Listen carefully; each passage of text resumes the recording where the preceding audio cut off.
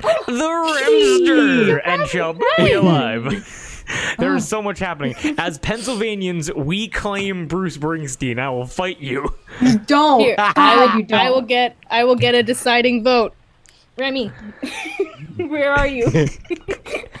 Remy, who's better? Remy, do not howl He's in the next 10 abstaining. seconds if you vote for Pennsylvania. No. He's being so good. He's being so well behaved. Remy. He's abstaining. He's abstaining. He refuses to engage because he knows that we're right. He's a Jersey. Well, where is he from? He came He's from West Virginia, so He's got no dog in this Mama. fight. literally. Hey, yo. Well done. Did y'all see him fucking parkour off my bed? Yeah, I did. Yeah. It was I missed awesome. Boing, boing, boing. What day is it? Thursday. August 31st. I meant the. Thank you. And so 31st. that means that we are currently battling Critical Role for viewers. Not yet. Not for they like go 2 live hours. at 10. Oh, killer. Yeah. Okay. They're on the fucking West Coast. Let's go raid I mean, Critical people Role with on the exactly West Coast 0 are watchers. watching it. Wait, no. West Coast people are probably not even having dinner yet. What the fuck? Was 3 it? hours. Oh yeah, I It'd was be gonna say 5:15, before we yeah. went like Billy Joel's from Staten Island. He's nothing like Bruce Springsteen. They're so Or no. different. No, Long Island. Fuck.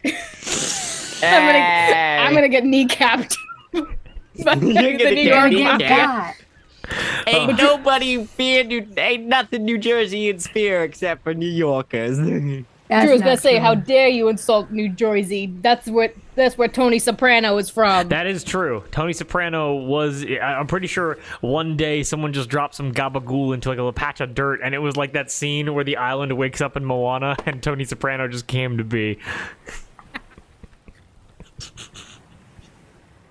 Oh my He goodness. started feeding gracious. ducks by the pool. Exactly. The gabagool over here. Oh yeah. Gabagool. Oh, and every time that I rewatch cartoons, apparently there was like a period like 5 or 6 years ago where Paulie Walnuts, I don't know his actor's name, and I'm very sorry about that. He did a lot of voices for like cartoons like American Dad and Family Guy, and now I'm like going through a bunch of like old episodes of his, and whenever I hear his voice, I'm like Paulie. I just get kind of sad. Why is he dead? Wait. He What? died last year. Wait, Who? the actor or the character? The actor. Oh, The character didn't die in the show. what? Paulie was one of the only gangsters to survive The Sopranos. damn. I was gonna say right. The Sopranos, the show that ended in like early 2000s. 2007, I believe. Yeah. Yeah. Oh, that's sad though. Yeah. Who did he play? Paulie Walnuts. Paulie. Yeah. What? Who's Polly Walnuts? Which one is that? Oh, the guy with like the white streaks in his hair. What's his voice? He goes, heh heh heh. He's that guy. Oh, the actor's name is Tony. Oh. Hey, Tony Tony. Sirico. Yeah. This fucking gabagool. It's fucking gabagool. Hey, Chrissy, you're not gonna believe this. Hey, Chrissy, I was on the internet earlier, and I saw a guy turn himself into a pickle. Can you believe that? It's hot off the Funniest shit presses, I've ever Chrissy. seen. Have you ever taken a man's life, Marty? Is that true, Marty? Have you taken? And then Kate, you and I, we have to finish it out by going, who are you? I'm the fourth white. Okay, you were supposed to say it. Yeah, there you go. Okay. Take two. Sorry. Can you forget the bit? And who are you supposed to be? I'm the fourth wise guy. What gift did you bring? 72 cents 72 cents in future coins. Also, Desert Bear. Desert Bear. We watched some guys do a commentary on Back to the Future 3, and that movie is just fucking ridiculous. What's the video called? I'll send it Look in up Discord. pretty much it. Back to the Future 3. Oh, I know pretty much it. Yeah. Pretty much it. Morty. The tiger. Marty, I think I'm in love with her, Marty. Oh, Doc. Putting your penis in the 1800s. woman. First time watching Back to the Future 3 in years, and it's not bad. Yeah, there's one that's like Desert Bear. Where like the first thing they encounter in the 50s is just like a bear that just lives in the middle of the desert. It's like a black bear, and it's like that was a cool little thing for like the 80s, but like also bears don't live in the desert usually. I'll put this in our community Discord. Whoa. Whoa, Discord. whoa. But yes. Okay. Anything else? Any relevant things regarding New Jersey, Pennsylvanians, Italians, The Sopranos, or Back to the Future 3? Oh God, that's so many topics. Yeah. So many things. Bruce Springsteen is performing in New Jersey, as Darby said, and apparently there are The still tickets. Meadowlands. Apparently there are still tickets. So, guys, we're not playing D&D. We're gonna go see Bruce Springsteen. We're leaving right now. Donate so we can go watch Bruce Springsteen. We can go see the It's all we father of want New for Jersey. Christmas. To see Bruce Springsteen this weekend, this Labor Day weekend. No, sorry. The father of the father of Christmas jingles is Toad singing Mariah Carey. That is the first ever Christmas song. It is Toad singing Mariah Carey in the car before gets getting into an a accident. fatal car accident. Yeah. I think that's gonna be the new, Goodness gracious. the newest. It's gonna be the newest dog whistle, like four dogs. Like you'll blow it, Oh, and they'll okay. hear Oh, Toad yeah. sing. I was like, singing. how would that summon racists? I was very confused. Yeah, no. The whistle that summons dogs, not Yep. the other kind. Yeah, I got you.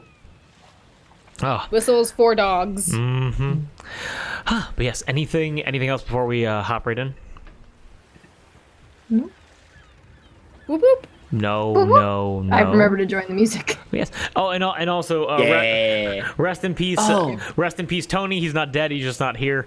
But the guy from The Sopranos, whose name is Tony, he did die last year. Yes, I gotta keep our Tony straight. And Tony Soprano, the character, is dead, but not, and also the actor. Yes. Spoilers for The Sopranos. It only came out Spoilers. 16 years Oh ago. my god. So, are you gonna watch The Sopranos? Well, that's Ruined it. the thing. seen It's like there were some people at the end of Breaking Bad who was like, Walter White might still be alive and face trial, and like every single motherfucker that watched The Sopranos was like, yeah, Tony's dead. Like, yeah. Also, the spoilers for Breaking Bad. Walter literally bled out in a warehouse. He's not gonna face trial. Well, some people They thought- found him dead. Well, he only collapsed like 2 minutes before the cops got there, and you know, like, and cops are required to give medical assistance to anybody that they take into custody, and so it's possible that he could have lived, but then El Camino said that he died. So Yeah, El Camino confirmed. yep. I'm not gonna lie, I made it until now, not knowing that he dies at the end of Breaking Bad. How have Good for you, honestly. It was like a global phenomenon when the You show live under was a out. rock. You have not been on any YouTube shorts because every fucking short that I had for like 2 months was just him throwing the bag of meth and going, say my name, say my name, say my name, say. It was like before a fucking drop at a DJ. Like, it was nuts.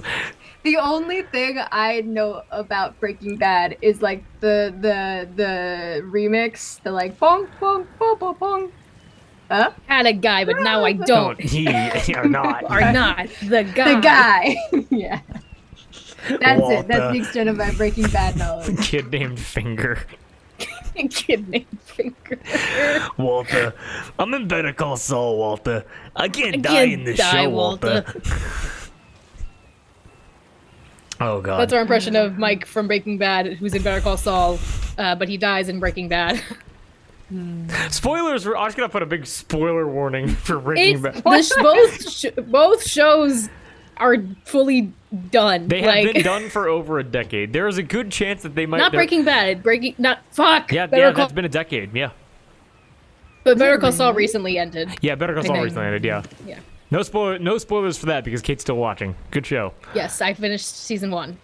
You are not. I mean, I saw the pimento sandwich, and so I don't need to watch the show anymore. Oh yeah, you finished it. We didn't talk about Better Call Saul at all yesterday. We did not. We talked about Christmas gifts. Yes. Merry Christmas, everybody. It is. It's September. It It's is August. The end of August. It's the end of August. It's almost September. So it's basically Christmas. Yeah. It's basically Halloween. It's been Halloween since July. Yep. You know that Rachel Makesy YouTube short where it's her being like, like August it's such a lovely August day, and then a little gremlin version of her is just like, Halloween. I have seen that. Yeah. And they're like, put sweater scared. They're like, it's 80 degrees outside. Do it. Twitter. Okay, with all that, okay, do you want to play some D&D? We're gonna be here for fucking hours. Yeah. It feels like, I'll be right back. I'm sorry, I have to get a charger. It feels like a talky kind of evening. Yes. So yeah, just a quick recap.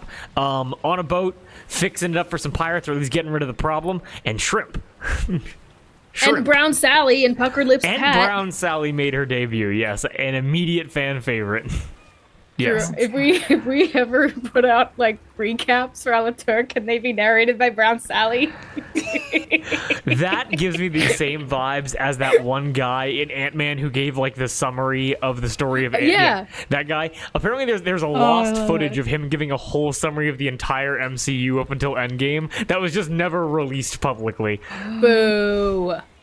Yeah. I am Brown Sally. This is the way it goes. We have Angel Lady. We have Whore. We have Pretty Boy. We have Sommelier. They all get together. They fight a man named Walter Scott whatever. Water Scott. I cannot read. Why did you put this in front of me? Cannot read. I'm just doing this off of what the pictures there are, which are none. I am Brown Sally. Okay. With all Oh, of that. Brown Sally could also recap Palm of the Fist since that's where she's from. That'd be funny. It all starts in tavern. We have barmaid. We have illiterate one. We have the other illiterate one. We have owl. We have crazy one, and we also have short man. They all go. This goes on for like fucking 15 minutes. And I would be wrapped. I'd be I'd be sad. Don't And I'll worry watch. about the most. I'll watch. Don't worry about the most of them. Most of them leave, but that's okay. Yeah. Because Brown Sally here to stay. Don't bother learning name. You won't be needing them Yeah. soon. Yeah. Okay, we already have fried up some. We already fry up some shrimp. Yeah. Yes. And the shrimp are gonna fry some rice. And then Moss, you all ready? Yeah. Hell yeah. Okay, then everybody please join me for a deep and cleansing breath, and we can hop right Yeah, in. Sound good? boy. All right, please join me. Yes.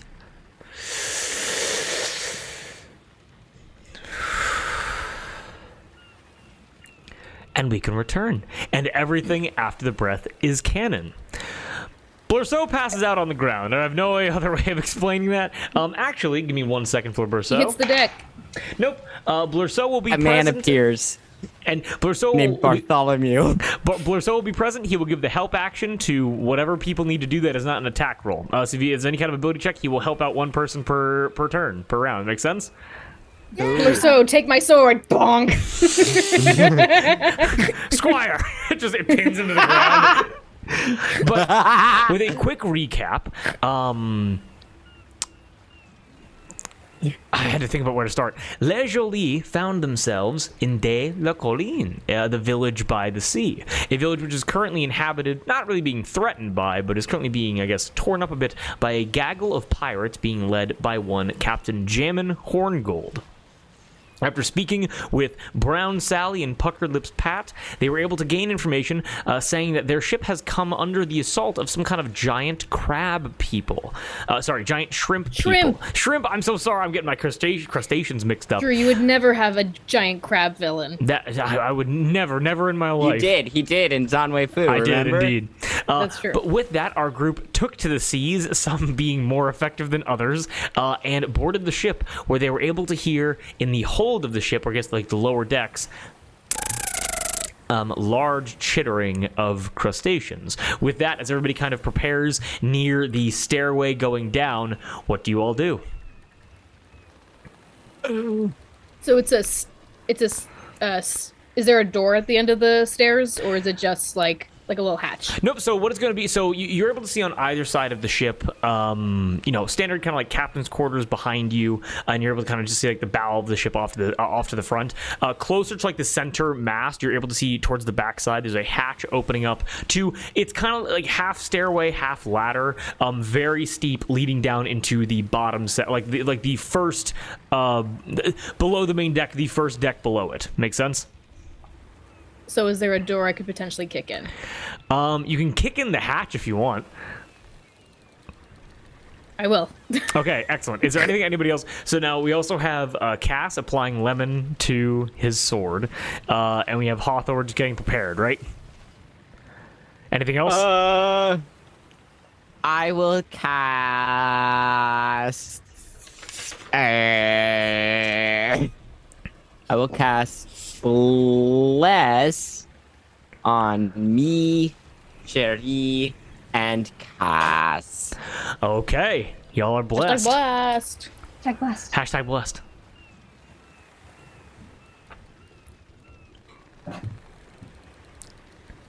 Then with that, with everybody being blessed, Sherry, you wish to kick open the hatch, correct? Oh, do. we're just going in. Oh, do we have a plan or? Unless anyone has another plan, there is a problem and we must get rid of it, and perhaps we can catch them by surprise. Not a bad Okay, idea. did Cass tell us that he detected Faye? Oh yes, I'd have there. mentioned that I detected Faye, Okay. but that I'm not sure if it's whatever's below deck or if there's something like under the ship. Let's just be careful. But actually, you know what? No, Hathor wouldn't say that. Hathor would be like, "All right, let's go. Okay. Fucking let's go." Sherry, Kick the door down.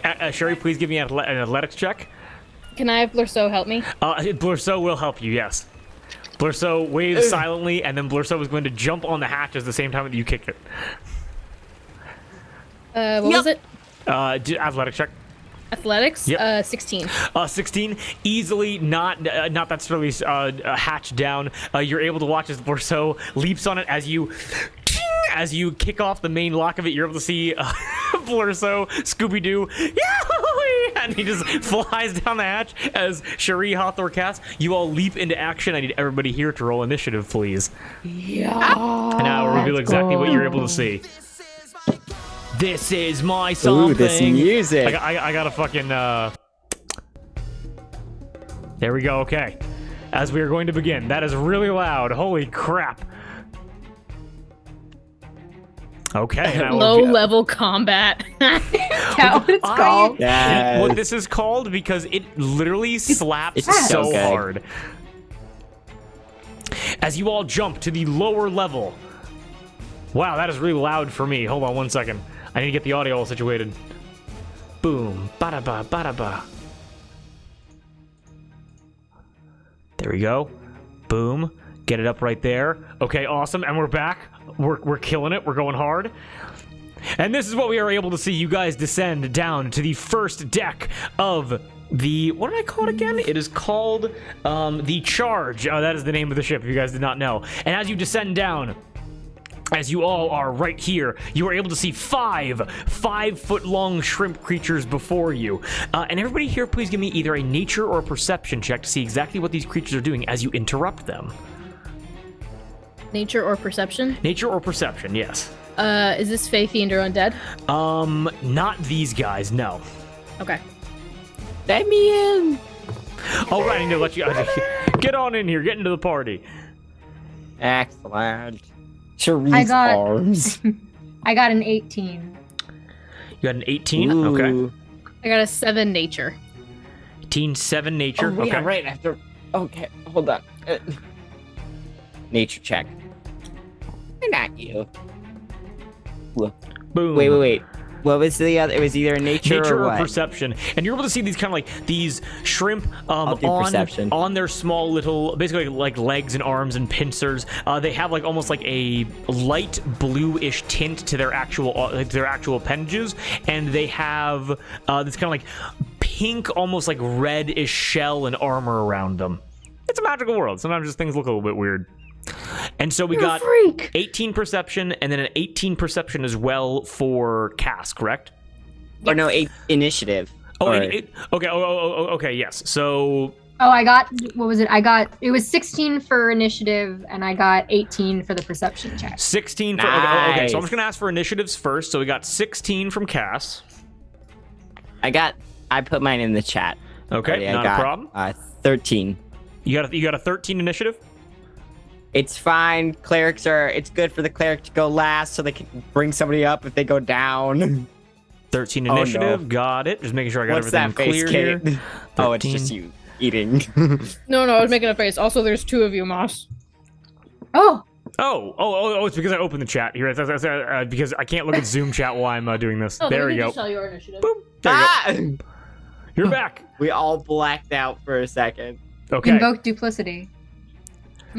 And now with that, we can then zoom in. I'm not that kind of cleric. There, I'll keep that focused up there. Okay. Now with what that, if Cass multi-classed into trickery cleric? because you guys were able. I don't think he's wise enough. Because you guys were able to just kick in the door and immediately go for it, I'm just going to make a quick initiative roll for all of the shrimp. I already have them all listed out here. We're going to see if you guys go... I'm going to get disadvantage because you guys surprised them. We're going to see if you guys go before or after them, okay? They got a +3 to this roll, and they have to beat a 16. Sheree, what did you get? 8. Nope. Okay. You guys will act first. Yeah. Let's go. Cass, Hathor, Cherie. Figure out what I'm gonna do.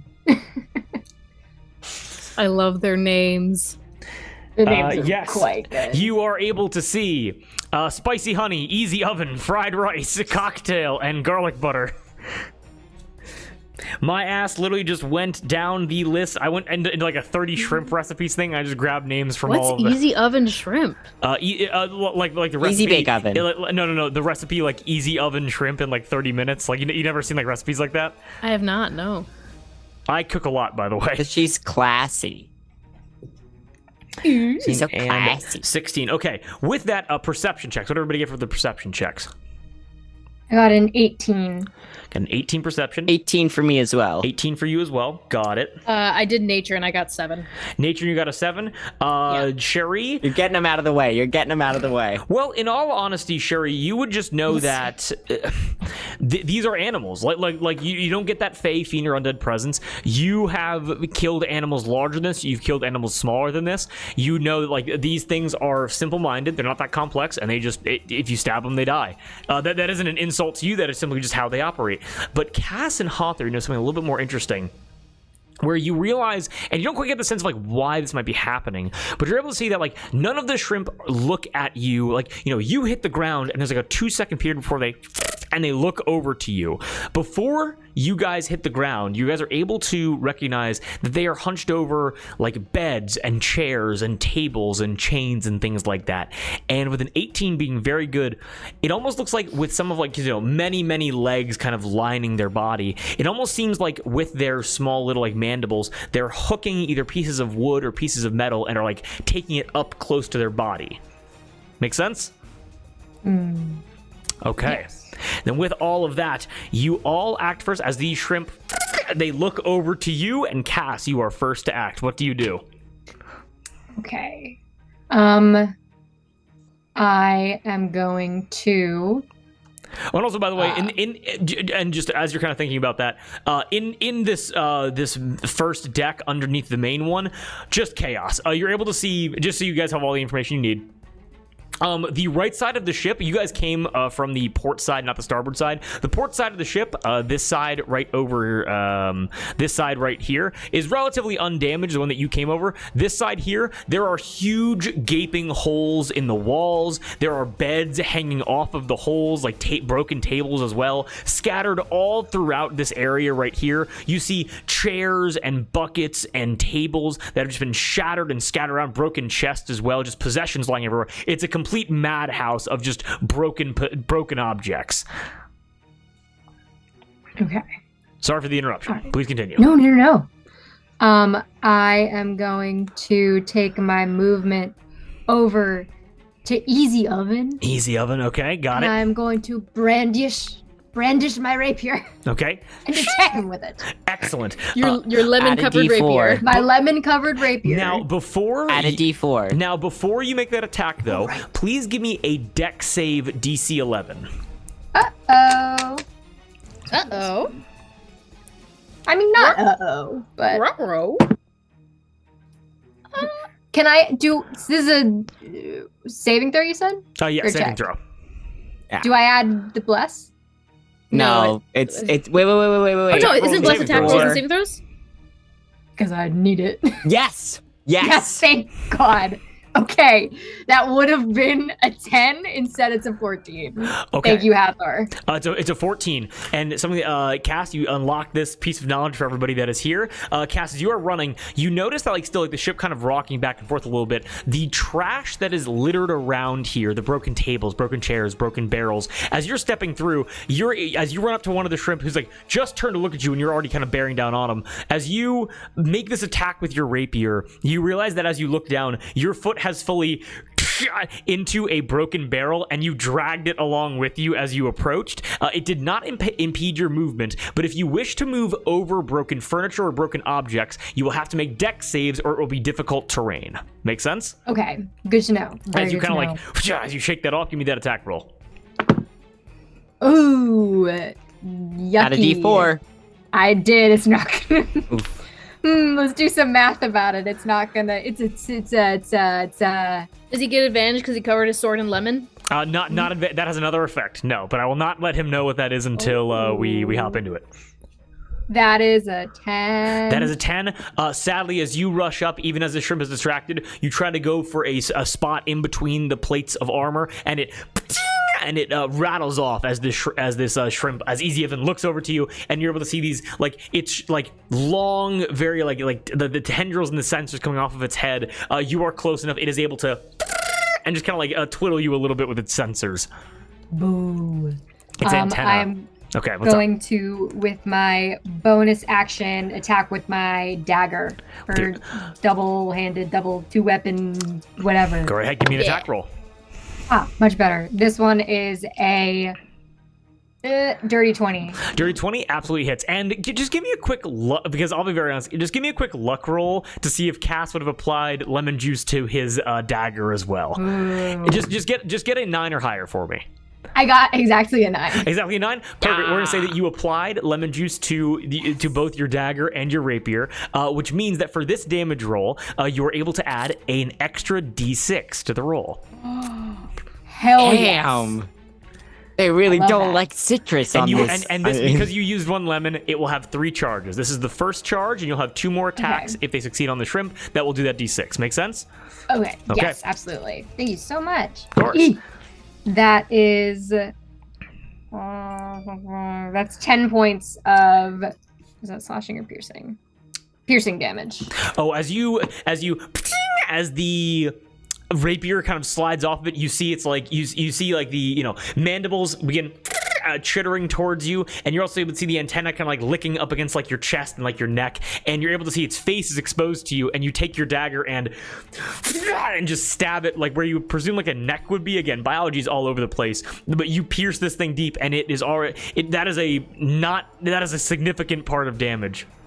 And you're able to see as you pull the dagger out, the wound does not bleed because, fun fact about shrimp, lemon juice contains citric acid specifically denatures proteins in them, even if they are living or raw. So shrimp juice, lemon juice works as a way to cook shrimp, even if it's not a heated environment. And so, and that's not a one-to-one exactly how it works. It wouldn't work that fast, but just for the coolness of it, you burn these shrimp. Excellent job. That is my turn. That is your turn. Excellent. Which means that we are then on to Hathor. What are you doing? Seeing Cass struggle, I hop up onto my broom. Okay. Struggle.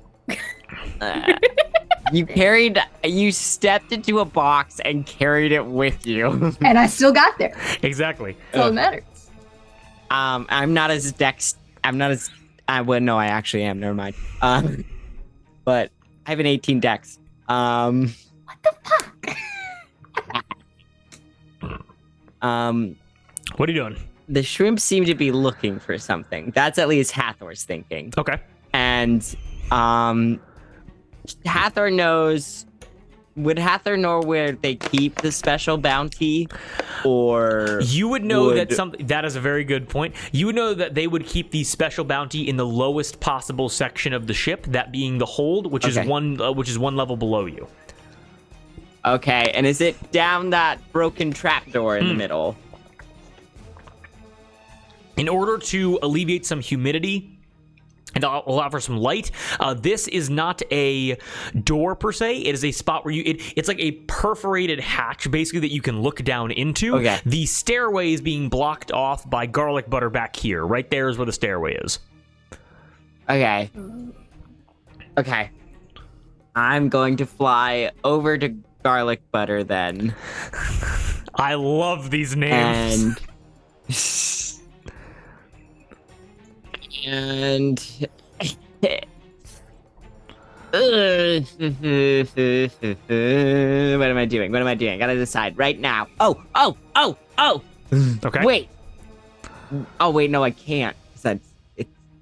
Wait, no, it's not. I can't. If he wants to come back to you, we can come back to you. No. I am going to cast blindness on garlic butter. Okay, excellent. He has to make what's a saving throw? Constitution saving throw of 14. Con so save let's see. for the shrimp. Let's see. Shrimp. Okay. Constitution save of 14. The second level spell slot. 14 Yes. or 14. Got it. This is he has to get a 12 or he's got a 12 or higher. With a 14 on the die, passes that save. Damn it! Shrimp are That's so a constitutional. That's a second level spell slot. Okay. That's my whole shit. Fuck. Ain't it just the way? Ain't it just the way? With my And then Sherry on deck. yeah, I'm gonna fly up as high as I can, Okay. which is probably not very high. About 6 feet. Basically, like, okay, you go, up I go, and then immediately it's like 2 feet up, and you bonk, and you bonk your head into the fucking. Because it's very tight quarters down here. Dear God, she's out like a sack of potatoes. I don't have many hit points. Be-doo-dee-doo. I have half the amount of hit points that Shuri and Cass have. So is that your turn, or I'm is trying not to get killed. So, so what else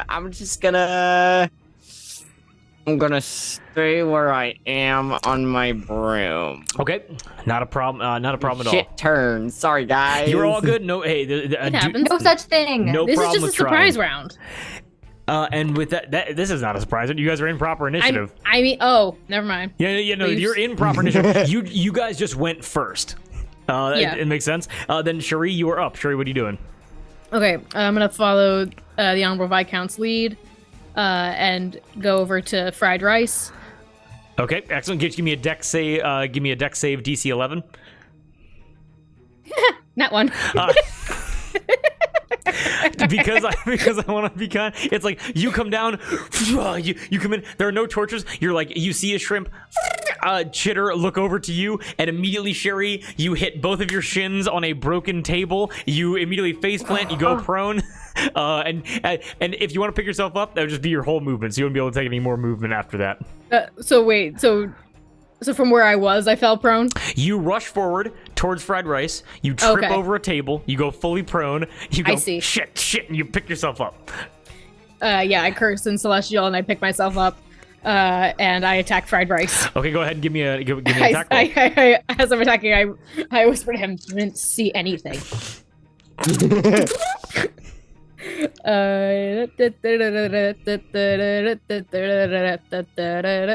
Um, 23. That 100% hits. Yes, without a doubt. Wonderful. Let me roll you some damage. Ba-dum-bum, ba-dum-bum. That is 11 points of damage to fried rice. That is my lord. Which is going to take us down to. Okay, got it. Absolutely. Cherie, you have killed things similar to this before. You know how strong you are, and after you get up, this thing, again, feels you with its mandibles. With its antenna, it's two eyes, big black balls, kind of like look at you, and you take your sword, and you hit the armor of this sword, but instead of it being like a piercing weapon like Cass's, you just shatter directly through its backplate and drive the sword about halfway into its body, as it is very injured. Cool. And then I'm also bonus action. I'm gonna huck a blood curse of bloated agony at it. Okay. Save again. Disadvantage on strength and dex checks, and it takes 1d8 necrotic damage if it makes more than one attack on its turn. Disadvantage on strength and dex checks? Yes. Wow, that is exceptionally good. Okay. So now And this is on fried rice. I'll write this down so you know. Fried rice, thank you so much. That then takes us over to the shrimp's turn. So just letting you know this right now, with their current movement, Cocktail and Garlic Butter are unable to get close enough to you guys to attack you. Easy Oven, Fried Rice, and Spicy Honey. I'm just going to make a quick roll for Spicy Honey, see where he decides to go. Come on, Spicy Honey. Spicy Honey is going to go for Cass, wearing the shinier armor. But that does mean... Ain't that just the way? Ain't it just? 15. That does mean currently inside of your threatened radius. Actually, let me give you 1 second just to check on that. No, Sherry, give me an attack of opportunity as Spicy Honey just went in and out of your threatened area. Let's go. Can I add Bless to opportunity attacks? I will say yes. Yeah, that makes sense. Okay.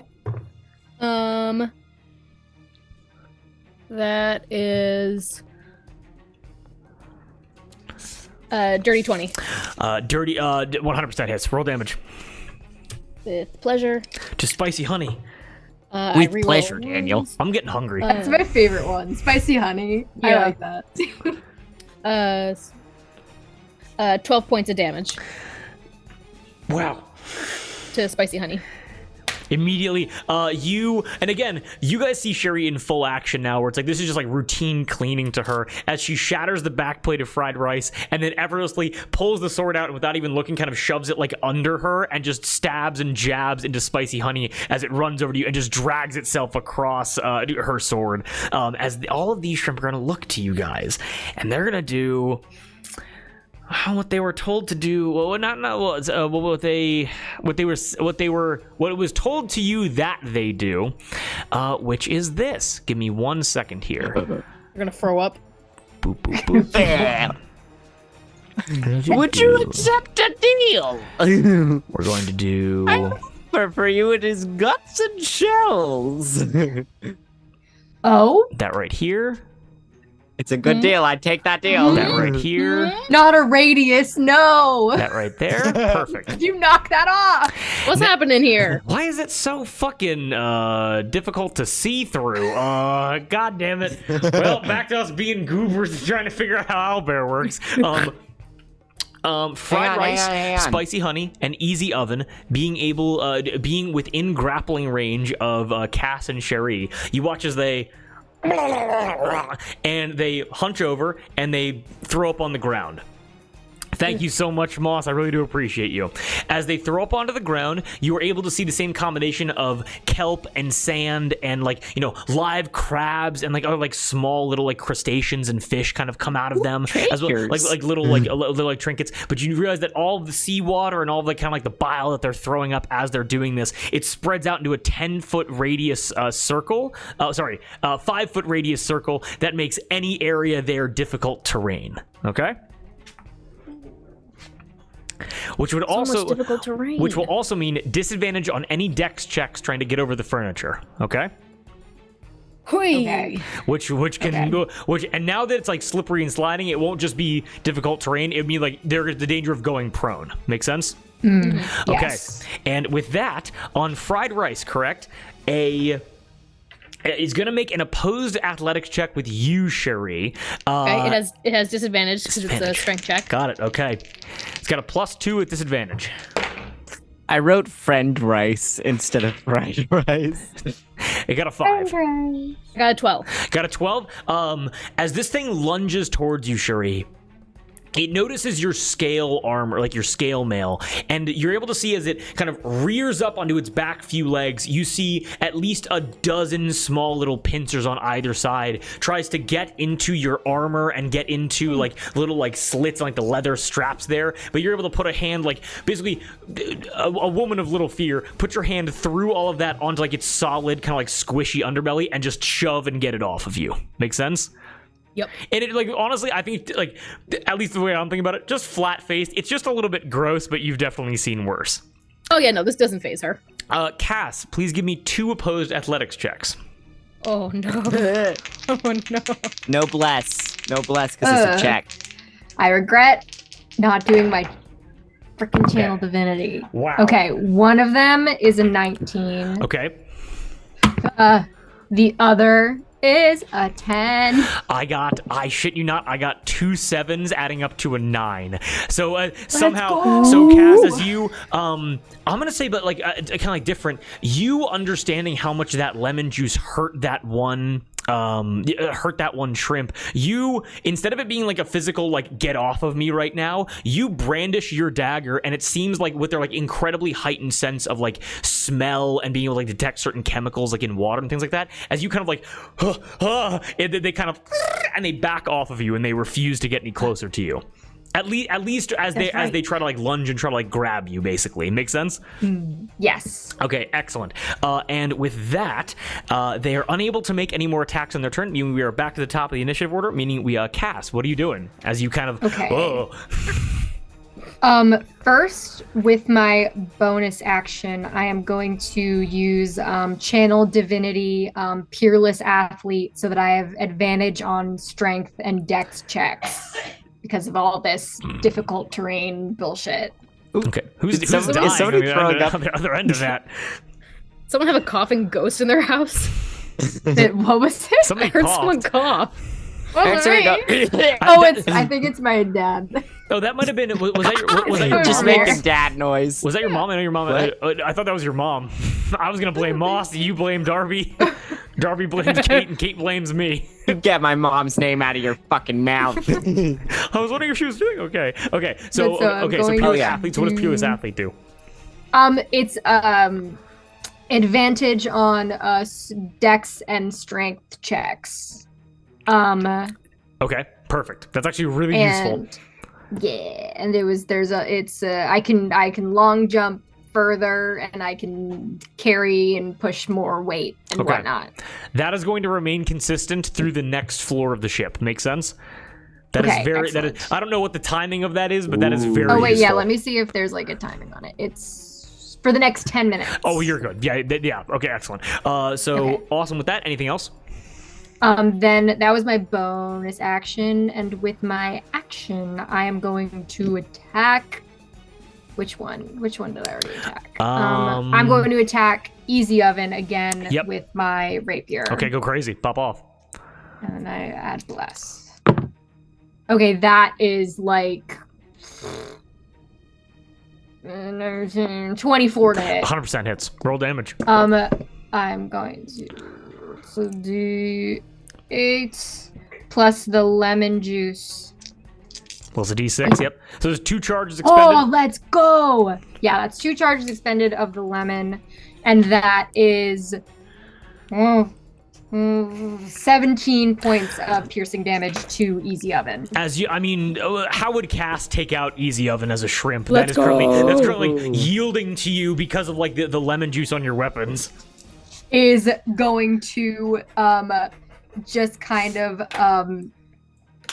is going to run it through with the rapier and kind of lift it up like a shrimp on a toothpick from like a plate of hors d'oeuvres at a party, and is just going to fling it off of the sword so that it hits the side of the ship and just falls dead.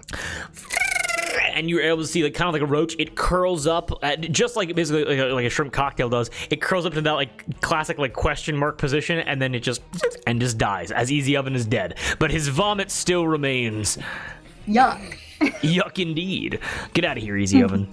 And I'm gonna stick around so that I don't take opportunity attacks or anything. Very smart idea. Turn. Excellent job, Cass. Which then takes us down to Hathor. What are you doing?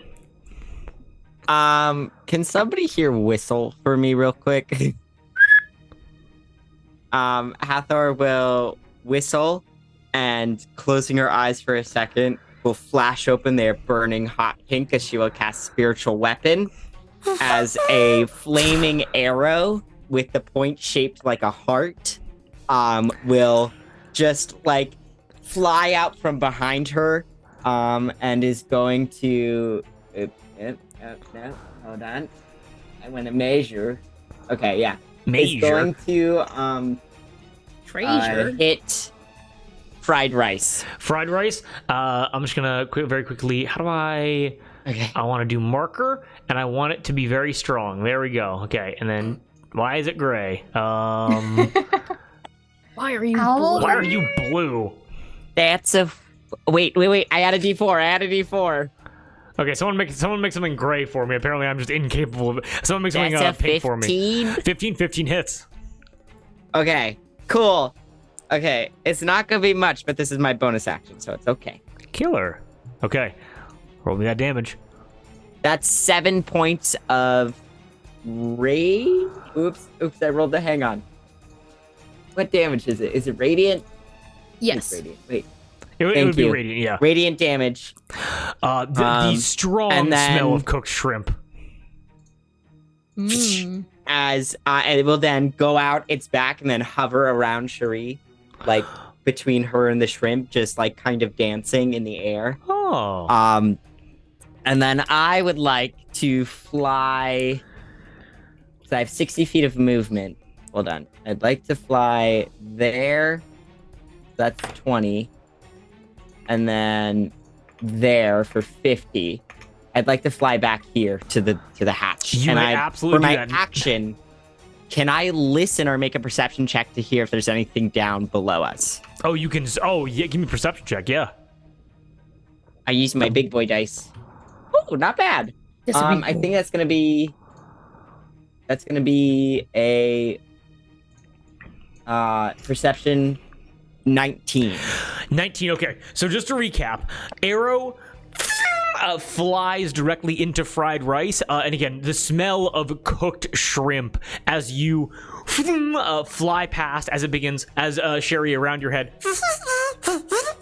and the arrow starts dancing around your ears and your hair. Just It hums. Just It's following with my eyes. a slightly sweet tune as it dances in the air. Interesting. As Hoth, you shoot over 19 perception check. Okay, so you're able to hear two things. Three things. You're able to hear with a 19. You're able to hear waves smashing up, like it sounds like there, like as Jammin or Brown Sally said. I forget exactly who said it, but clearly the hold has basically filled with water to an extreme degree due to damage, and you can hear a bunch of water down there easily. Number two, you're able to hear more chittering, obviously more shrimp, and then confusingly enough, you're able to hear one final thing, which is, and you're able to hear something that is not a shrimp definitively, but you're not able to see exactly what it is. I will shout back to my party and say, and I'll just tell them all of that. Okay, you yell that out as Sherry and Cass are covered in this vomit and they're just fucking fighting these shrimp. Pristine on my broom. Okay. Must be nice. And Hother, that was your turn? It is. Yes. Okay, we then go down to Sherry. Sherry, fried rice looking fucked up.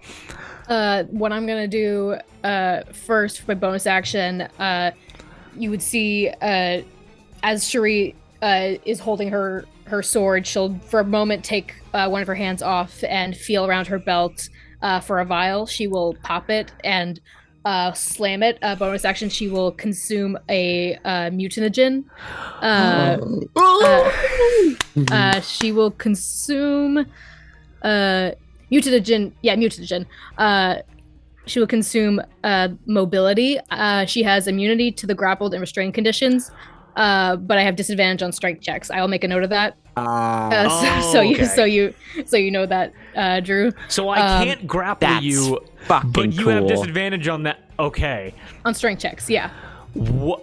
Let's be very honest. You feel around like on your belt, and let's be very clear. You, because again, very knowledgeable. You take that. It's like maybe like 6 or 7 droplets, and you can feel your skin become more like it's almost like you're sweating. It becomes like more oily, like you haven't like showered in a day or two, and you realize that this little potion you just popped, at least for this encounter, it raised your skin's pH level so that it mimics citric acid, and so these things are not going to want to touch you.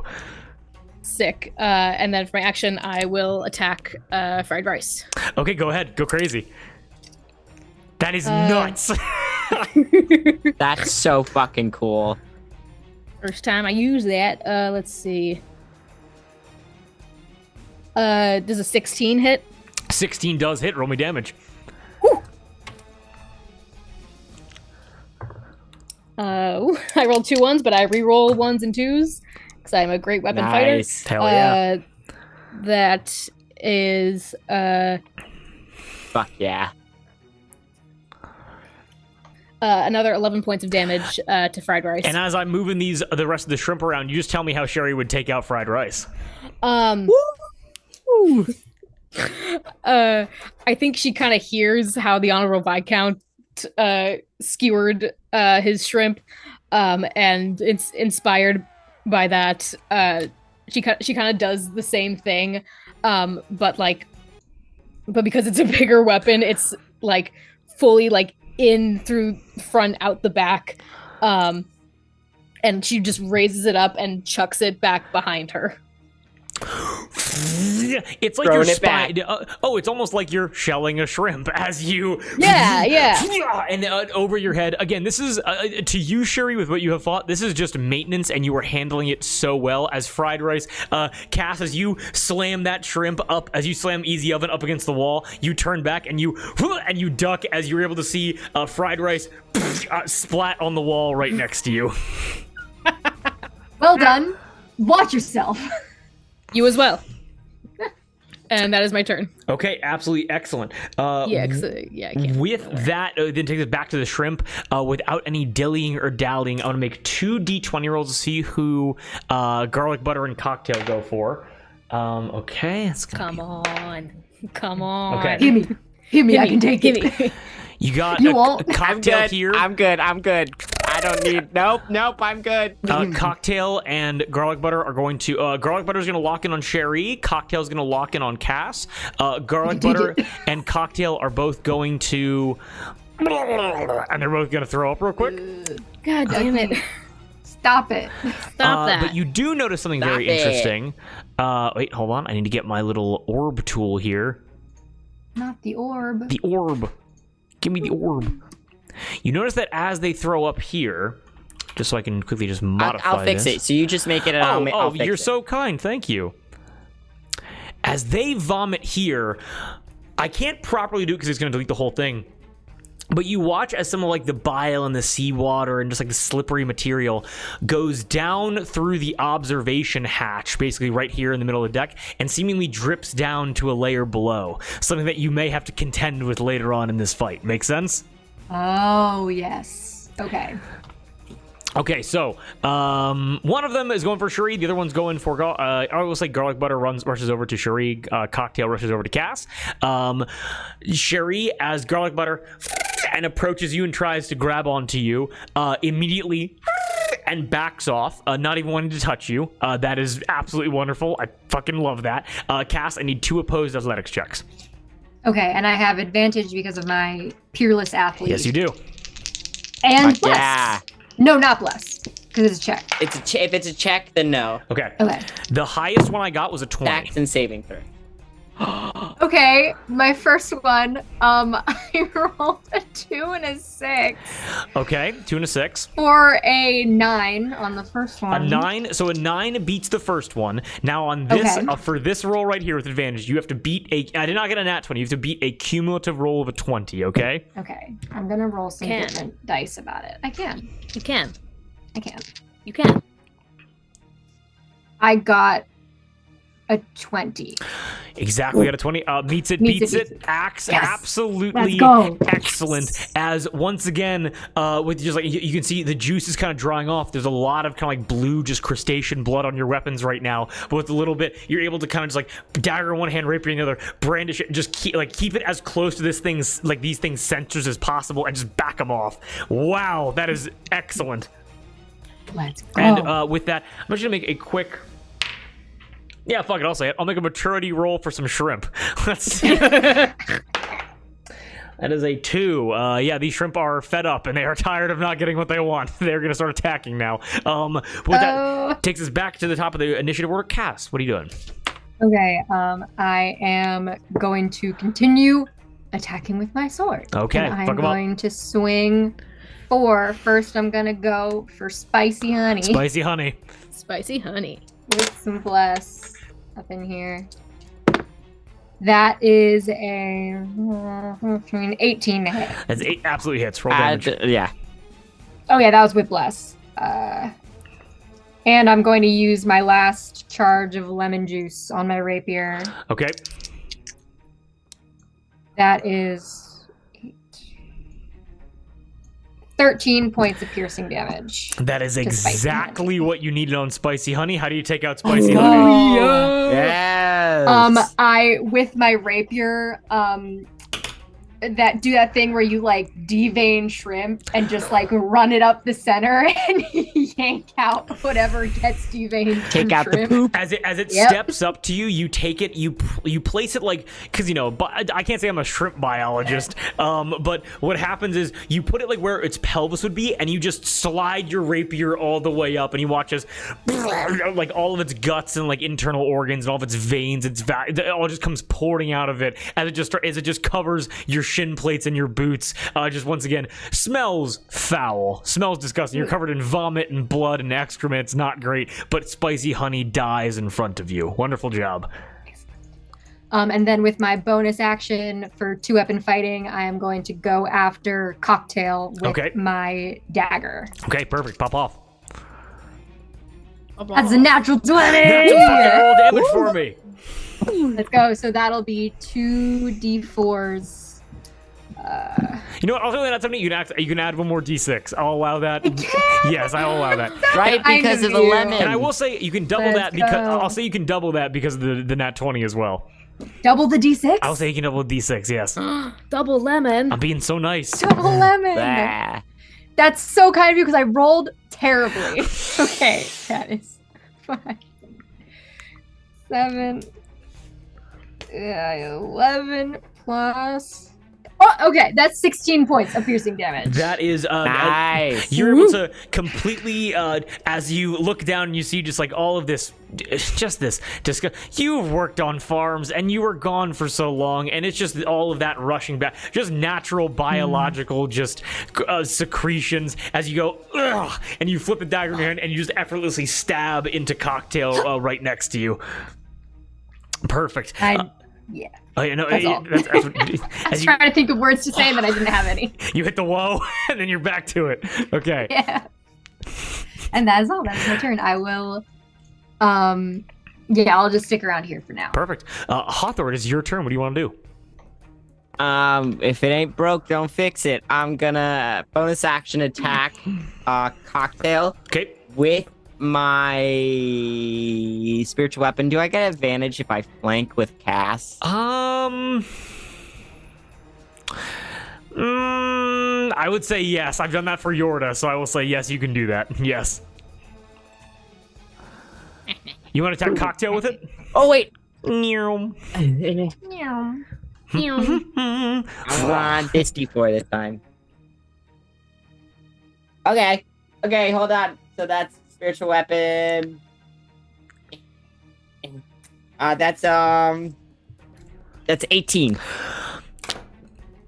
Cass, as your dagger plants deep into the what would be the chest of Cocktail, you are able to look this thing in the face as it. And its antennas kind of like closing your eyes. You're like, oh Jesus, get the fuck out of here! And then you're able to, as you're kind of like closing your eyes, you just feel like onto your face as you open your eyes back up, and you see an arrow-sized hole from the back of the head of Cocktail through the front. As 11 points of damage. What's up? 11 points of damage. Yeah, that kills Cocktail. What? Yeah, Oh. that was yes. These things only have 25 hit points. As it explodes. I got really excited because I rolled a 7. So explodes through the front, and you see as this arrow begins circling you. I wipe the shrimp slime off of my face. Say, good shot. and then can I have dark vision of 60 feet. Yes. Can I look into the downstairs and see anything? Do you want to fly down there, or do you just want to look down? kind of want to fly down there and look. You kind of want to fly down? Yeah. Okay, perfect. Hathor disappears from this combat. As Hathor disappears down the hatch, give me 1 second here, very quickly, to do this. I am a body movie. It's an advertisement. 1 second. Boop. I got a Warhaven ad. As you fly down, and you're able to see, I think it's because I'm not going to pull up the map just to avoid spoilers. There are four more shrimp down here, all doing their duty, seemingly oblivious to what has been going on above. Hathor, give me a quick nature check, or an Arcana check. I will allow either. They're both +0. Okay. I barely got a formal education. Okay. 13. These shrimp. Give me a perception check, and we'll see if we can re-roll that. Give me a perception check. Beat a. You have 60 dark vision. Give me a perception check of 14 to see if you can re-roll that Arcana check. I got a 17. Not a problem. Give me another Arcana check, then. I'll let you try again. Rolled a 1. You rolled a 1. You're well. So again, you can see all of this. You're just not sure what exactly is happening. You're able to see shrimp, these like giant 5-foot-long shrimp creatures pushing, beds and chests and barrels, and they're pushing it towards. That's a really good perception check. They're pushing it towards the back section of the hold. That's the creatures that you can see as for right now. I'll describe one more thing a little bit after this. But for the hold that's currently beneath you, you're able to hear again waves, water. You look down immediately with your pirate eyes with a 19, about 6 feet of water right underneath you. Definitely difficult terrain. Basically just like things that people have to swim through, understandably. Only Cherie's head would be like sticking out from above this water. As this is the meme of the child drowning. No.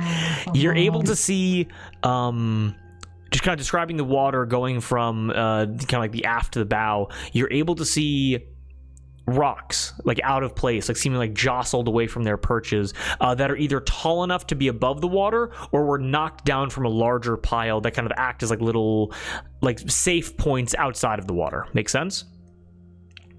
You look to the right, and just above sea level, you see more massive holes on the starboard side of the ship. And with, as the ship rocks ever so slightly, you see massive, like, gallons and gallons of water enter inside. And it seems like this ship needs repairs almost immediately, or it's going to sink in the next day or two, basically. Okay. And then finally, with a 19, you see 2 more things. Standing on a perch, again, towards the rear section of the ship, as you turned around towards the aft, you're able to see just a mountain of not like glittering things. You're able to see ore deposits and large slabs of stone. Exactly what Jamin described to you. It's building materials essentially. However, to the right side of these building materials, again, these things must weigh thousands and thousands of pounds. This entire room wasn't filled up with these rocks, but this ship is at weight capacity anymore, and it would massively throw off the axis integrity. Buoyancy. Or just the buoyancy, yeah. However, to the right side, you're able to see a figure. It's a humanoid figure, but with your dark vision, again, no color can be seen to you, because again, it's like a dog's night vision, like a cat's night vision, basically. You're able to see this figure here. See, it's humanoid, but strange in a way. It is almost like it's a skeleton, but imagine a skeleton that was against a coral reef. Oh no, I see. Against some kind of underwater growth of some kind. As you see this like skeletal form with like tatters of cloth, has different kind of like protrusions of coral and kelp coming off of it. You see one of its hands, completely having been severed, is now just sharpened, as it seems like sea urchins and coral was like broken off as this thing just started moving again. And you're able to watch as it and just grunts as its eyes glow blue. And the last thing you're able to see is behind this figure, as these shrimp approach it with this material, is an archway of stone. It's small, only about maybe 5 feet wide, 5 feet high, basically the size of one person.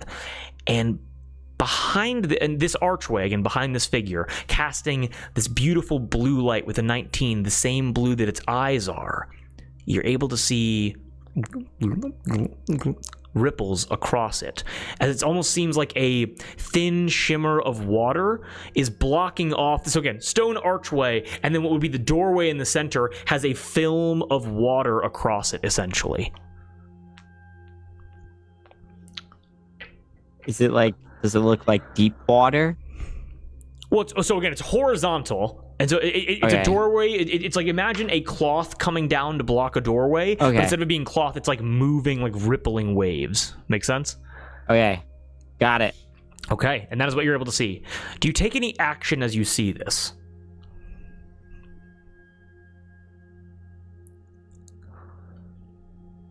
Do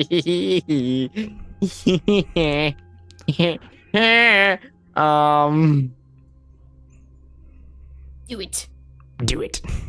Do it. Do it. What are you doing? Hathor's gonna grin, look at the figure, and then just with a flick of her middle finger is going to cast Guiding Bolt at it. Let's go. That is radiant damage, correct? Yes. This is an undead creature. Now my D4. Whispering. 15. 15 points of damage. No, to hit. Oh, yes. Oh, that hits exactly. Yes. Okay. D6. 4d6. Is it doubled because it's radiant? Because this is an undead creature, so radiant damage would be a critical hit. Yes. Okay. Sorry. So it's 46, so it'll be 8d6 total. That is a stupid amount of d6. 10, 20.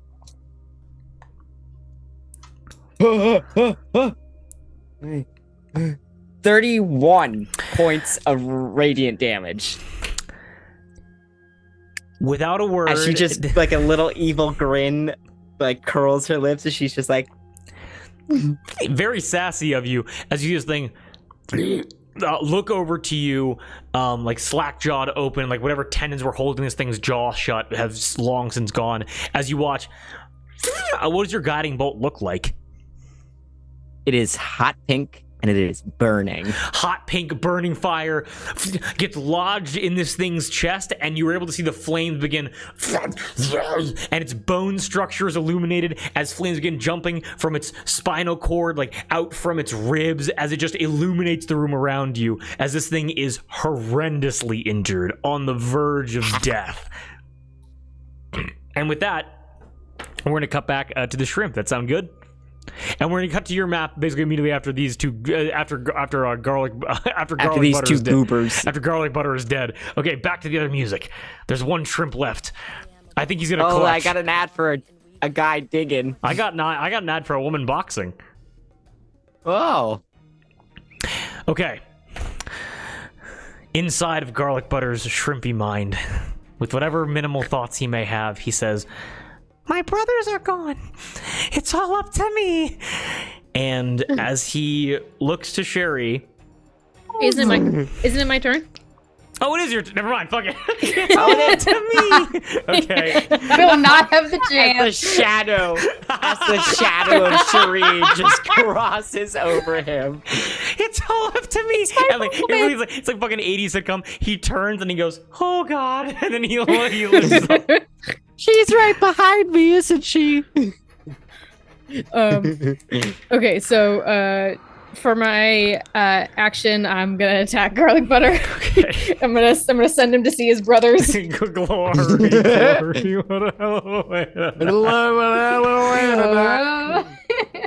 I might not hit. Add a D4.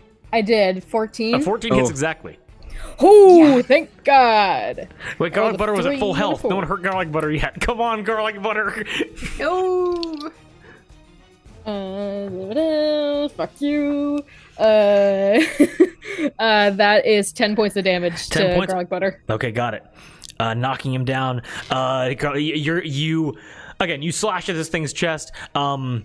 Like pulsating shrimp muscle comes out of the slice into its soft underbelly as this thing is it's wounded. They only have 25 hit points. They're not that strong. As garlic butter is wounded. And then with my bonus action, does it look like this vomit can be cleared in any way? What are you thinking of doing? I was thinking of taking my water skin and like throwing some water out onto the deck to create a little path for myself and the Viscount. You know, that is totally fair. Give me a quick what check would that be? What is the water check? Water check. Housekeeping check. I'll say give me. You can either give me a sleight of hand check, or you can. Let's just say sleight of hand. Yeah. Sleight of hand? Yep. Okay. Ooh, yeah. 21. 21. I'll say pick one. So 21. Pick one of the green circles. Do you want the one on your left or the one on your right to be gone? The one on my right. Excellent call. As let me just get the eraser here. They moved the eraser tool. Those sons of bitches. Okay, got it. Already gone. There. As Sherry, honestly, you can probably just have a conversation with Cass because you just slice at garlic butter, and then with your sword still up in one hand, you just nonchalantly go for your water skin and start kind of like, again, it's just like kelp and shells and like slippery things on wet wood that you just start washing away. Do you say anything to Cass? I think once I do that, I don't leave garlic butter's threatened area, but I just move so that I am between garlic butter and the honorable Viscount in case garlic butter changes his mind. Okay. And I say, any liquid you are willing to part with that'll help clear this excrement from the deck. Oh, I guess. And I'll ready my water skin as well. Ready your water skin. Okay. Makes total But this sense. is mountain spring water. It's bubbly. But my It's from a glacier. But my liquid death. It's guy. from the LaCroix. It's LaCroix. fresh from Con LaCroix himself. Okay. From his tears. We then move down to garlic butter's turn. Come on, garlic butter. I'll let you get the first shot. First shot is free, All kid. his dead friends all around. First shot is free. You're Get this fucked up. one. Okay. Come on, garlic butter. You got this. I believe in you. Here I go. Okay, girl. Here to attack you. Has to hit an 18. Come Thank on, you, garlic my butter. brother. My AC is 16. Let's do it. Let's do Oh, right. it. Sorry. I was gonna, he does 14 plus 3 equals 17. Does hit your armor class. All right. Actually, Cherie's armor class is 18. It's 18. It's a million. It's a billion. Cherie, to you, as garlic butter goes Villain. and comes towards you, you're able to see the way that shrimp eat is they have like they use their many appendages to like rip and tear at like little points of flesh. And as garlic butter like engages with you, Cherie, seeming like hurting himself by doing so, begins like nicking and like kind of tearing at like little pieces of flesh that are exposed, like your fingers and your neck and your cheeks and things like that. You take 9 points of damage. That's fine. I got The first shot was free. She tastes awful. Okay. With all that, we then go back up to Cass. Cass, what are you doing? I'm seeing garlic butter gnawing and scratching at Cherie. I'm not quite leisurely, but I'm gonna move around Cherie. Okay. Take her rapier and attack garlic butter. Okay, go ahead. Give me an attack roll. What are you doing? I'm trying to defend you. You're getting nibbled. I'm fine. I can You just get hear nibbled. Underneath you That's- as 23 to hit. Yeah, it hits. yes. Fuck him up. Fuck 'em up. I missed. I'm doing it. That is 9 points of piercing damage 9 points to garlic butter. 9 points of piercing damage.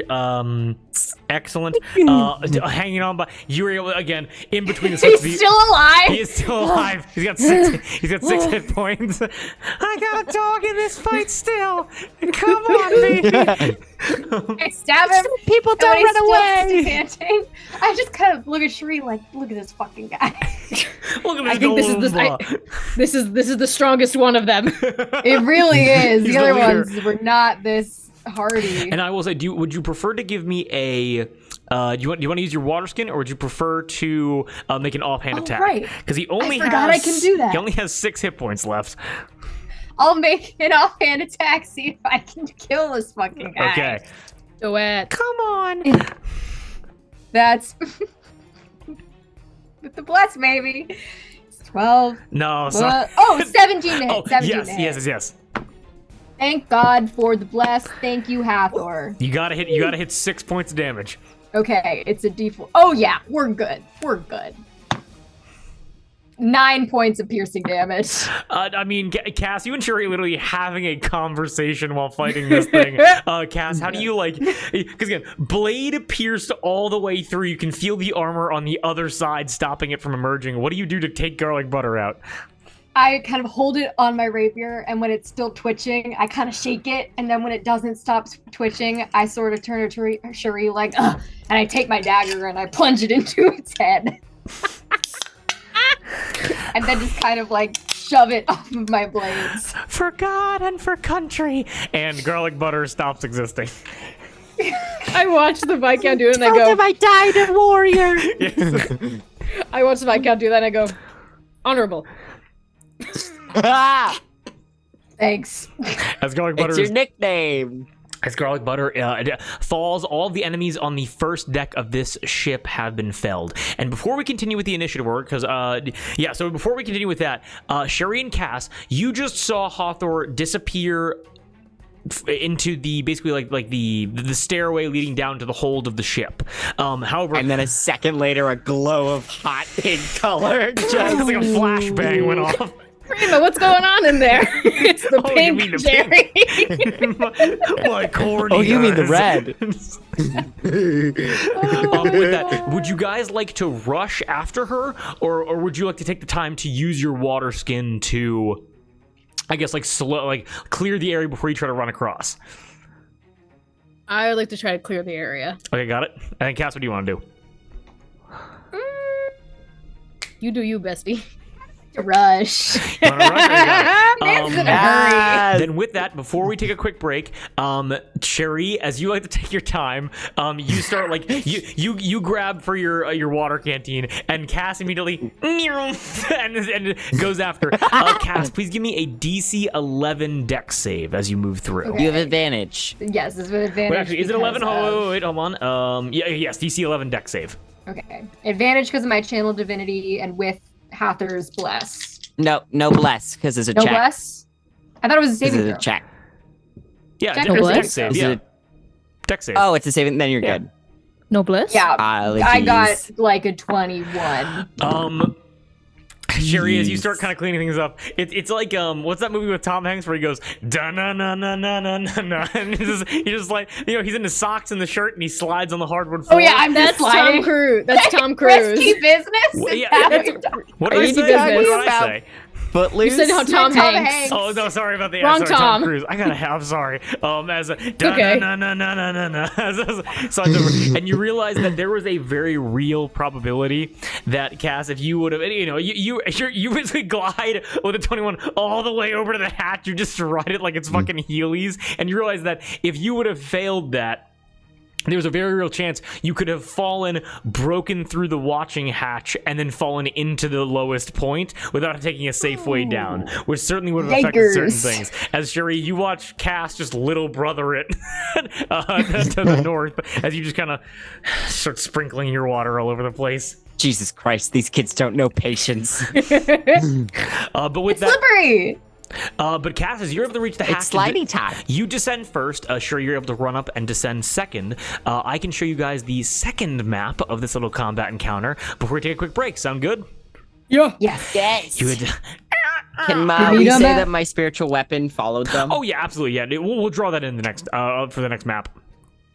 As you guys are able to have this revealed to you, dear Glorb, what could it be?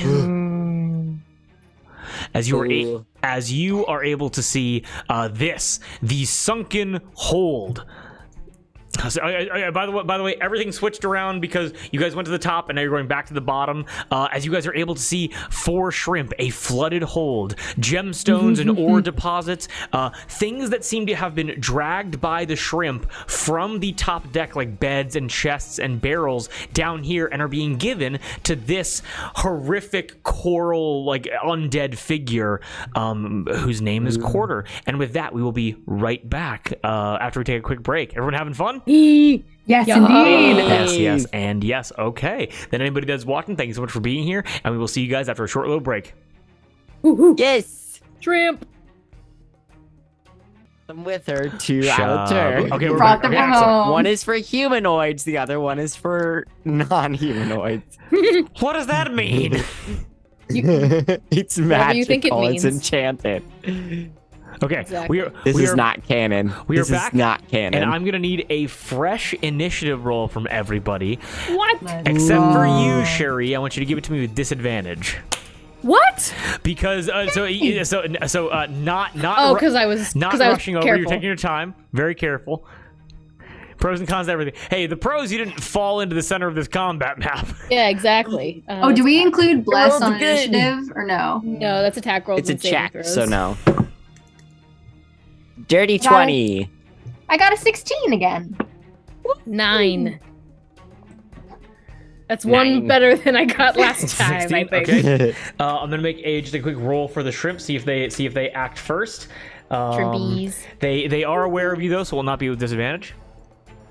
Boo. Nope, that is a hot 3. That is a whole lot of nothing. You guys act first again. Hot Which means D, more like hot 3. Heyo. Thor, Heyo. Cass, Heyo. and Cherie, I believe. Correct? 16, 18, 17. Okay, Hathor, you are first to act after popping off at Quarter. What do you do? Cord. I don't know. Can I like try and get a better read on this fucking arch? Yeah, and I'll actually give it to everybody. Everybody here, give me an Arcana check, and Cass, give it to me with advantage. Let's go. Is this about Faithine It Revit? is. Yes, it is. Then I get That's- advantage. I got an 18. You got a 13. Hathor got an 18. No. I got a 13. Cass got Got an an 18. Okay, got it. Okay, I got a dirty 20. dirty 20. Cherie, Yeah. how do I describe this in the proper way? You have seen an archway similar to this before. And Cass, you have seen this in all of your research, and kind of like all of the delving that you've done into like Fey iconography. Sure, you've seen this.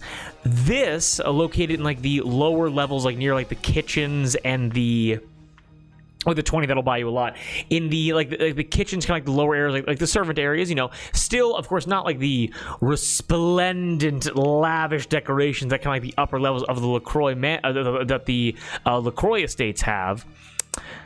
You've seen the same kind of pattern, more well refined. You've seen it carved and placed into walls, now inoperable. And you've always kind of like sensed that you've done some research into it, and you've learned that well, at least Cass, as you've seen it. Sherry, as you've seen it, Cass, in like the stories and the fables, this is standing upright, a Fey teleportation circle. Not being cast by a wizard, but a carved sense. And you would have to imagine that in this way, at least right now, whatever Winter Scott Key did must have activated this thing. Because again, Sherry, the one that you saw was completely paved over. There was no way of like any kind of magical transference there. This thing was clearly either purposefully or accidentally carved out of the Dubois, like wherever the Dubois were mining. It was being shipped somewhere. It was inactive. It then activated, and then like, the pieces start coming together with what Brown Sally was telling you. Bless her soul. Does that make sense? Yeah. And I think, Shuri, that means more to you than anybody else, where it's like, we have these in our home, basically. But with that, we are then going to move right down into initiative. Hawthorne, what are you doing? I'm gonna look at that doorway, and I'm gonna say it's gotta go. Okay. And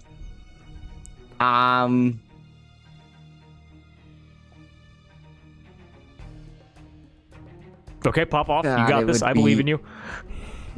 Oh, wait, no. Okay, yes, What sir. I am going to do, looking at the water and seeing how it's going to pose a problem to my friends. Yep. I would like to destroy water. Let's go. Okay. I Clutch, destroy clutch. up to 10 gallons of water, or destroy. Yeah. And I have one more second level spell left, so I could destroy 20 gallons. It's not gonna be, but I'd like to lower the water level a little bit to give them more rocks to purchase on. Okay, because that's super cool. Now, I literally cannot add in more rocks, but how about this? What it was going to be before was it's 6 feet of water. That is something you need to swim through. And swimming would then equal disadvantage on all attack rolls, on all ability checks. It'd be half your movement because we don't have swimming speeds here. It would just be bad all around. How about with Destroy Water, you are able to, let me know if this is okay, flames start firing out of your fingertips and your palms and your mouth as you are able to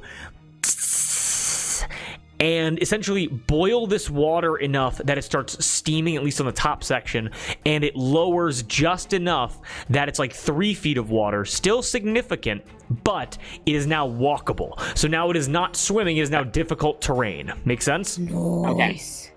Yes. Thank And then you. bonus action. Oh my god, I made it. Oh wait, no, I lost it. Hang on, there we go.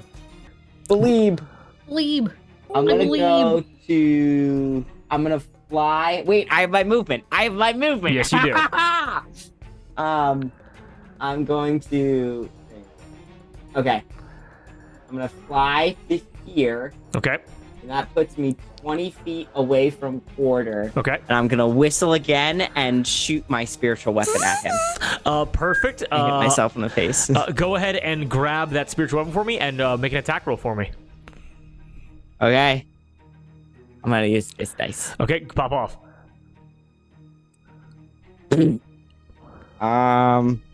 Bless. Hold on. Okay. Not gonna hit. It's a 13.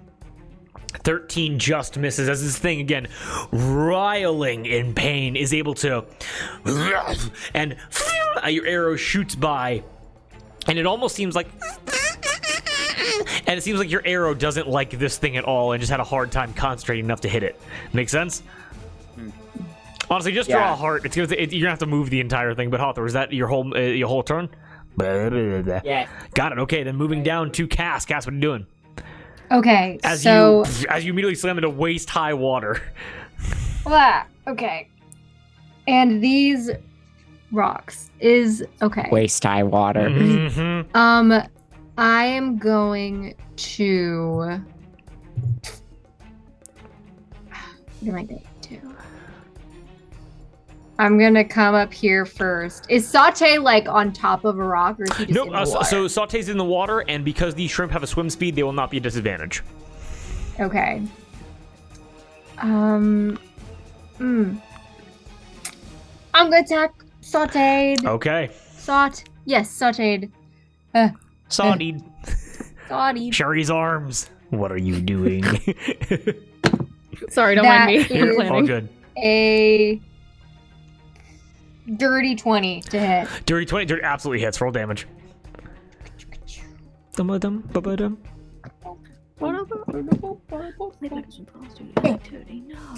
That is 13 points of piercing damage. 13 points of piercing. And then I will make an offhand attack with my dagger. Okay, absolutely excellent. That one is a 9. A 9. Rapier goes in, takes out one of its eyes, but the other slashes. It kind of reels away, misses. Not a problem. But honestly, below half health immediately. That's excellent. These things go down in two good hits. Shuri, what are you doing? So you said we're in difficult terrain now. It's not swimming. Yes. So movement is still halved. Yes. Because difficult terrain. Okay, so then what I'm gonna do? But if you want to swim, if that would make things easier for you, whatever that would be, you can also do that. No, if you no, have, no, some aqua no, shit. no. I got a plan. Then Cherie is just gonna take a deep cleansing breath.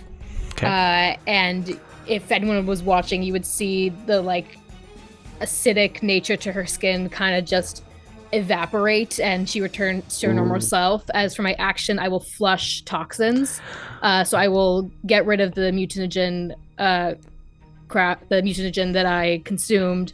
And then I'll go back to my belt for my bonus action, and I will consume the rapidity mutanogen. My speed increases by 10 feet, but I have disadvantage on intelligence checks. So now my speed is 40 feet. So I will go 20 feet past Cass over to Scampy. Okay. And that is my turn. And that's all I can do? For now. Yeah. Cherie, Wow. your in this sense, like you again, 5-6 drops, your feet grow wider and your pupils become slits, and you realize that you now have webbed hands and webbed feet that allow you to in this terrain much more easily traverse it as you haul ass over You to got Scampy. flippers. Absolutely awesome. Which then takes us down to Cherie. That's everything there. Which then takes us to the shrimp's turn. Let's see if a shrimp fried this right. Do spiritual Bones weapons on the Barbie. Do spiritual weapons get opportunity attacks? No,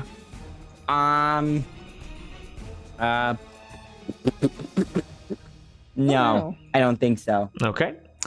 Cass, you're right here. Perfect. Awesome. So, Cherie, give me 2 opposed athletics checks. Cass, I need the same. Cass, I want you to sit on them though. Okay. So don't tell me what they are. Just let me know the numbers when I call on you. Basically. For sure. In no way can I calculate all that at once. No, yeah, you are all good, bud.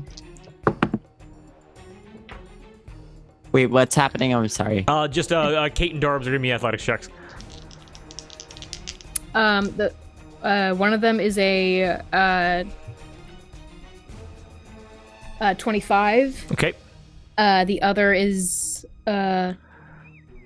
15. 15. Okay. So I'm gonna roll 2 dice, and one of these has to be a 13 or higher for me to pass. Okay. Okay. An 8 and a 6 on the die, Cherie. You are in truly rushes over to you. You have webbed hands and webbed feet, and you can see these shrimp, they're almost snaking through the water. And as they come up out of the water for you, you grab one of them by the throat as it's in the air. Again, 5 feet. These things weigh at least 90, maybe 100 pounds. Effortlessly holding it up out of the water. As the other one goes for your leg, Cherie, you bring your other hand and just shove it underwater as you're holding both of these things back. A one-woman army. An army dude. she is. Now, okay, Damn. Cass, what did you get for those 2 opposed athletics checks? The first was a 13. 13? The second one was a dirty 20. 13, dirty 20. Okay, so I need to get an 18 on one of these 2 dies for me to be able to make that. Make sense? Yes. First one was a 13, you said? Yes. Okay, perfect. Cass, Sauteed, the one who's currently, who basically has the blade inside of him basically right now, has not used any of his movement so far this turn. And by the way, I know that sounds like I've been fucking that up the whole time. I've been rolling really low, and so I've been like, I just need to get one of these above one of these numbers, please. So because on the die, I got a 14 and a 12 plus 2 is a 16, so it beats out that. Yeah. So I know what I'm doing. If I say it wrong, it makes sense in my brain. No, you're all good. Sauteed has taken none of his movement so far. As Old Bay approaches you, and you can see the water bubbling as Old Bay is coming towards you, Sauteed recoils, your rapier flies wide, and you are able to feel at least maybe 16 to maybe 20 of these small little legs clasp onto your arm. And as Sauteed then hits the water and begins swimming, this like fat tail behind him, Sauteed begins to drag you away from your party. No! And Sauteed, I'm gonna get drowned. 5, 10, 15, 20, 25. I dropped my tangle. And with that,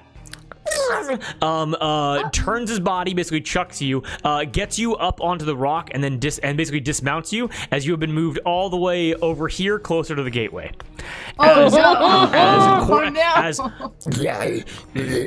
As Quarter stands above you, currently basically on fire. This is fine. This is not fine. Gotta look up at him. Quarter is then going to go.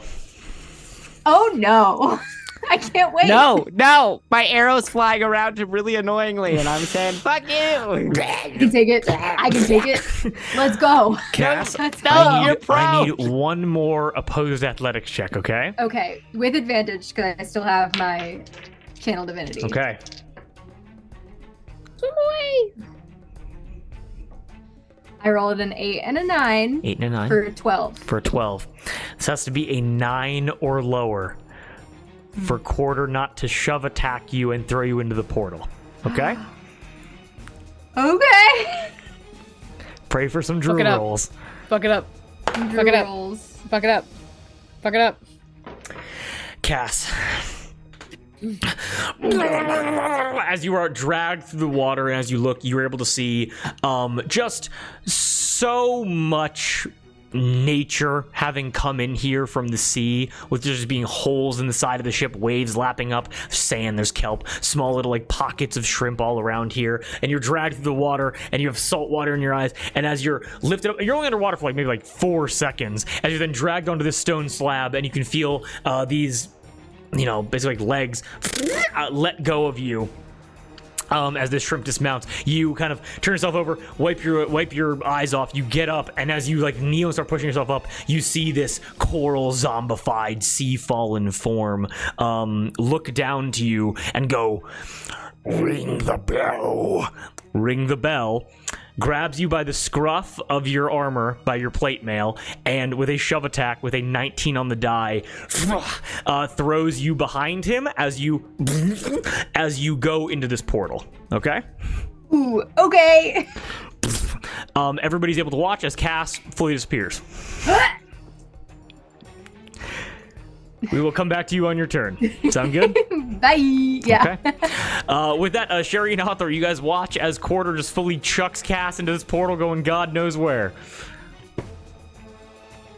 Okay. Hathor, what are you doing? Hathor immediately, that smile vanishes from her lips as she leans down on her broom and just shoots towards Coral. Okay. Just like roaring. I'll bonus action attack with my spiritual weapon. Okay, go crazy. It's not gonna work. It's not gonna work. It doesn't matter what it. It doesn't matter. That's a fucking.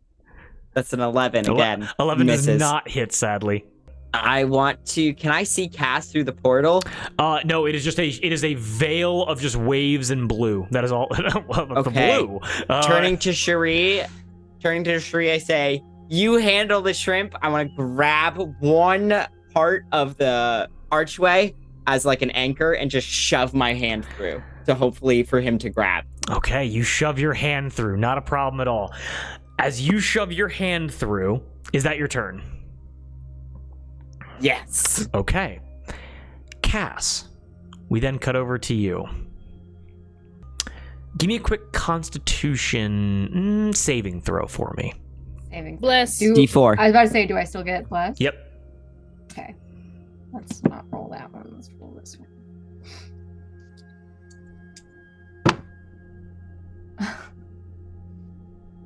That is 14. 14? Okay. Okay, not bad, not bad. Not bad. Not bad. Not bad. Okay. With a 14, as you fly through the portal, the first thing that you realize is, as you have your mouth completely shut, and you have 4 rounds until you start to drown, as you are not above land anywhere, but are currently fully submerged underwater. There are a couple things that you can take in around you before I show you the map.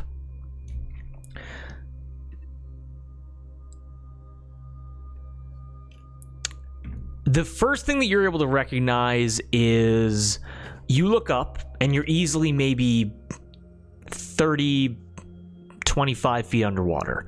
You're able to see the sun kind of shimmering, and just below where you are, it begins to get a little bit shadowed, a little bit dark, as the rays have trouble piercing any deeper than that. You look out and you're able to see a seabed before you. You're able to see sand stretched out. It's almost like you're in some kind of like ravine, some like canyon underwater. Again, it's all very strange architecture, as it is literally underwater. To your left and your right, you're able to see rocks climbing high, mountainous, and you're able to see coral coming over them. You're near a coral reef of some kind, a place of this nature. And in this ravine, you're able to see a ship, seemingly broken in half by some kind of either attack, maybe it hit something, perhaps it just fell away during a storm. And patrolling this destroyed, decrepit ship, you're able to see more of what Quarter looked like. Sea fallen. Beings of undeath, just kind of patrolling. They do not need to breathe, as they simply walk and glide around. Make a perception check for me, and then I will display the map. Also, by the way, shout out to DMW on Patreon. This is a free map that they were offering to everybody. I supported a couple dollars just to make sure everything was cool there. I did not make this map. I sadly did not have enough time, but this is the map that we will be using for the underwater section of this combat. Ooh. I got an 11 perception check. An 11 perception check. What you're able to see is so you're able to see there's only 4 of these undead beings remaining. And you got an 11, you said? Yes. 4 undead beings remaining, 2 of them on the ship. 2 of them manning ballistas, like large, like mounted crossbows, basically. But you realize that these crossbows don't look as decrepit as the ship that they are stationed on. Rather, these look fresh and new. They look like they were maintained readily.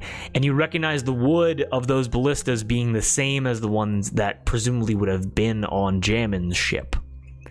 Scattered around the portal, you're able to see broken crates and pieces of wood and bedding and bits of scrap and guns and swords, supplies. Give me an insight check very quickly.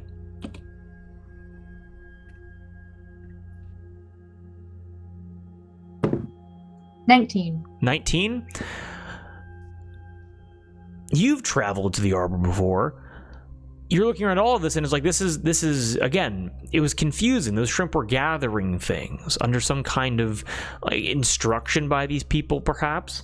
And with all of the scattered supplies laid out around the portal, with these new ballistas seemingly here, you're able to recognize that, similar to how Rattle and Loudmouth, as they came back as these demonic entities living out routines they had before they passed away for some reason, similar to this, these are crewmates. These are crewmates that understand their ship is not seaworthy, and they are trying to make repairs. Gotcha. And let me just get cast on the board here. Boop, boop. And the last thing you are able to see before I'm going to toss this back to you and ask what you want to do with that perception check. Again, 2 on the ship, manning ballistas.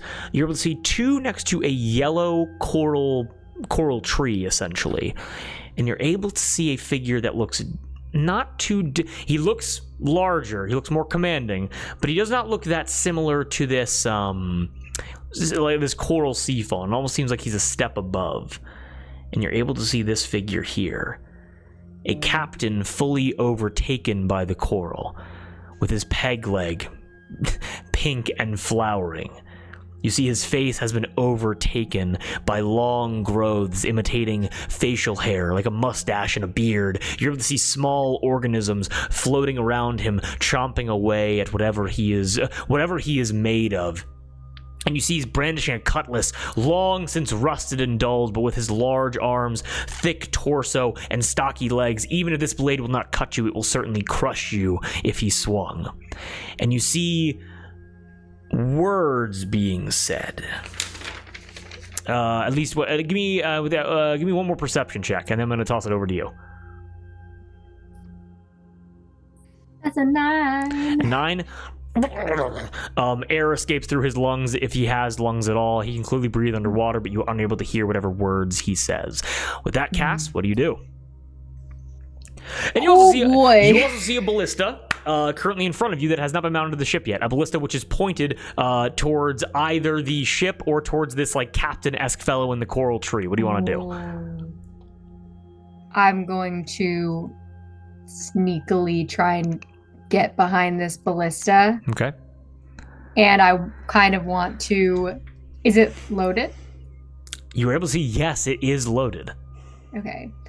I kind of want to duck myself behind it, aim it over at the captain, and I want to fire. Okay. Please give me a fire. I'm going to say give me a stealth check, not with disadvantage, because although you have clanking armor, this armor, because like it's so heavy on you, helps you sink lower to the seafloor, making you harder to spot as you're moving, like a stingray, like a manta ray. Nice. That is a 17 stealth check. 17. I'm just gonna make 2 checks right here, trying to beat a 17, and they both have 3. Okay. Give me a quick attack roll, and the way this works, it is going to be a dex check for the attack roll on the captain, and if you hit, it's going to be 2d12 plus your dexterity modifier. Okay. Since it's a dex check, do I have advantage from my channel divinity? I will allow that. Yes, that is wonderful. And also, am I still blessed? It's a check, so you can't. Oh, it's a check. Good point. Okay. What is an attack roll though? Yeah. Like I'm saying, like use dexterity because it's a ranged weapon attack. But there's nothing in D&D Beyond for that. So it's so then yeah, go it's for like it. a dex attack basically. Yeah. Okay. Then go for it. My hand is just waggling out of the portal at you. Okay, this one's cocked. I'm gonna reroll it.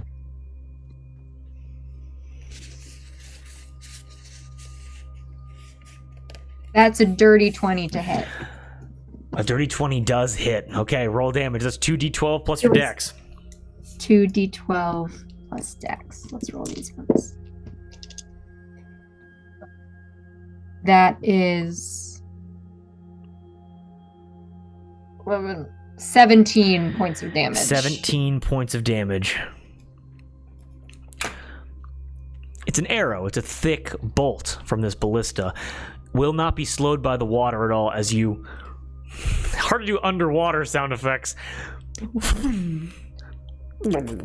As it's almost like it's basically silent as it... And you watch as it hits into the captain strongly, and it tears a large amount of flesh out of his shoulder as it was a not insignificant blow. However, with perception checks from the crew and the captain, the two men manning the ballista look over and go, and they notice you. Okay. With that attack. And I will say, if you want to reload the ballista, it will cost you your bonus action. Okay.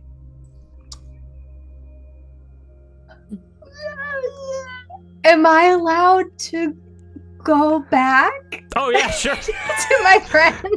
Because I figure I can warn them, and then if they're chasing us, they're funneled out, and we can just whack them as they come. Yeah, you can fully do that. And I'll say, as you start swimming back, you then see a. You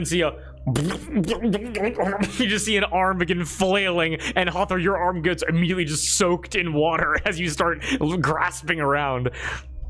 And I sort of hide, and I fire, and I watch them all start freaking out, and I'm like, huh, and then immediately book it back, doggy paddle to the portal, grab onto Hathor's hand. As you try to get out. You grip on Hawthorne's hand, Hawthorne, Cass is drenched to the bone. And Is it seawater? yeah, it's salt. Yeah, you're able to immediately. Cass smells like the sea. You smell like home. And immediately, Cass, we are back into the ship combat. There's a whole bunch of guys in there, and I shot one, and they're definitely coming. So be ready, I guess. Okay. Okay. We're back to the shrimp. Oh, Okay. and channel. Never mind. Anything else before we continue? Anything else, Cass? Oh, can I use my bonus action? Let me see. Bonus action, I am going to cast... I'm going to cast Wrathful Smite, which is a concentration spell, just to have up, and does extra damage and whatnot. Okay, perfect. Just to prepare. Bonus action? Yes. Killer. And that takes us down to Cherie. Cherie, you got 3 shrimp bearing down on you. Yup, I see them. Real quick, with my knowledge of these kind of portals, would I know how to close them? Can I make a check to like? You know what? I'm gonna say. Okay, I'm gonna ask this. How much research do you think Cherie has done into the Fae? A lot. Okay, give me with advantage. Okay, just no hesitation at all.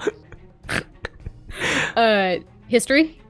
Yeah, give me either a history check or an arcana check. Up to you. I'll give you a history. Okay.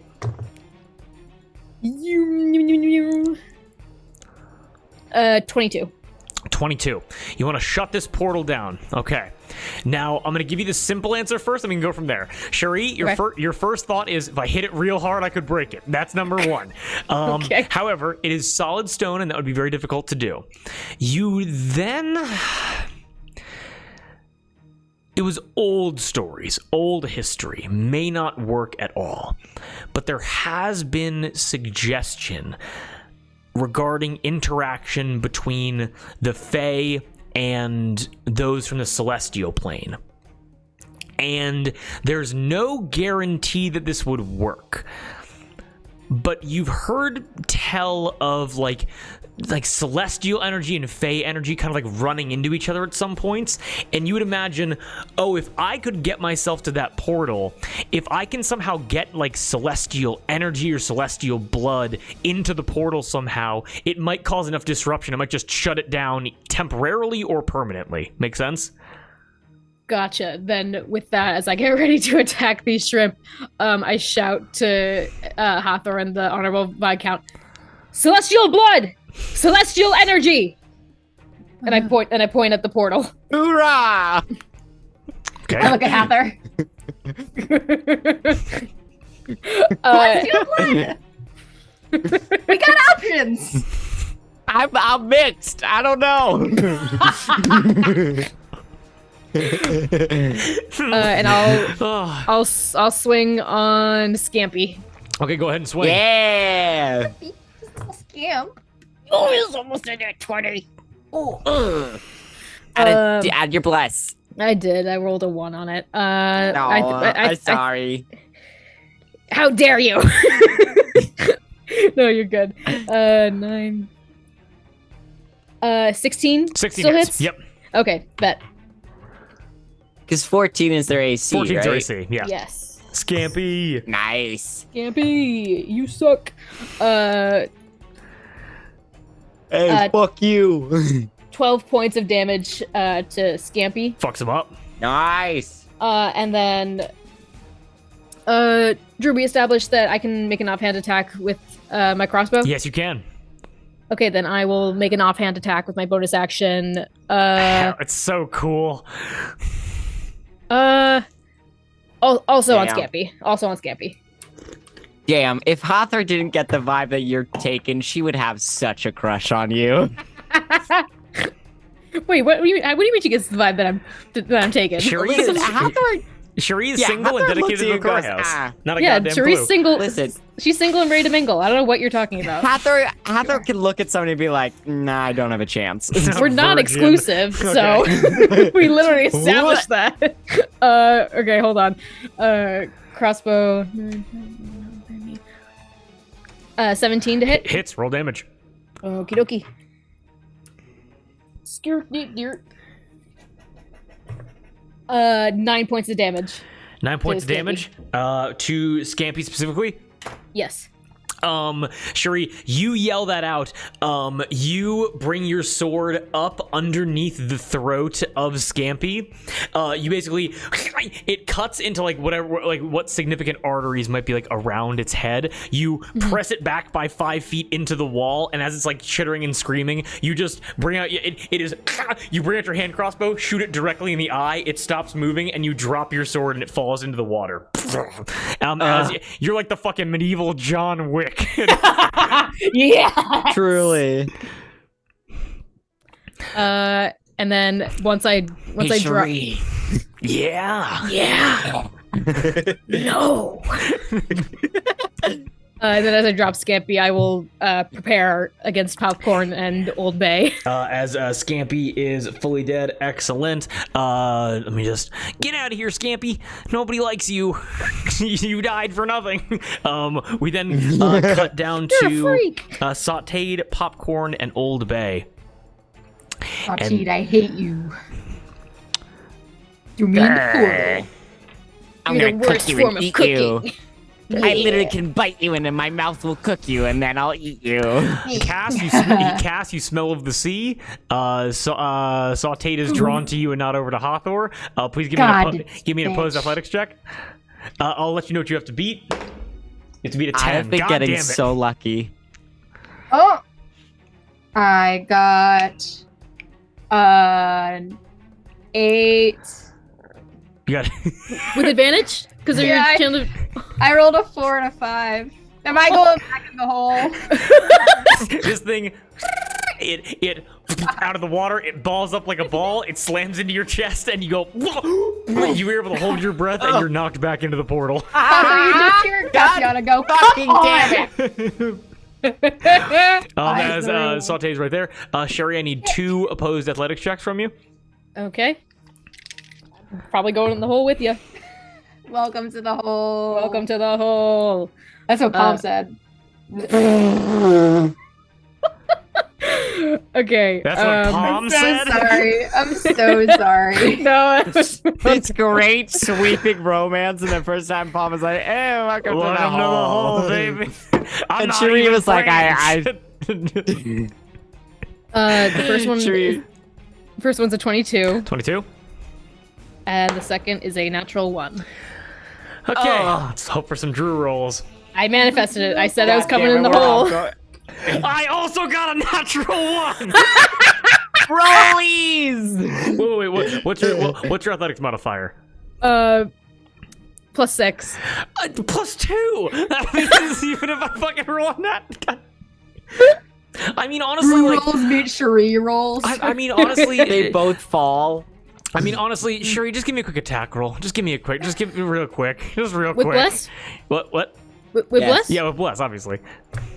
In the attempt to grapple, he runs directly into her sword.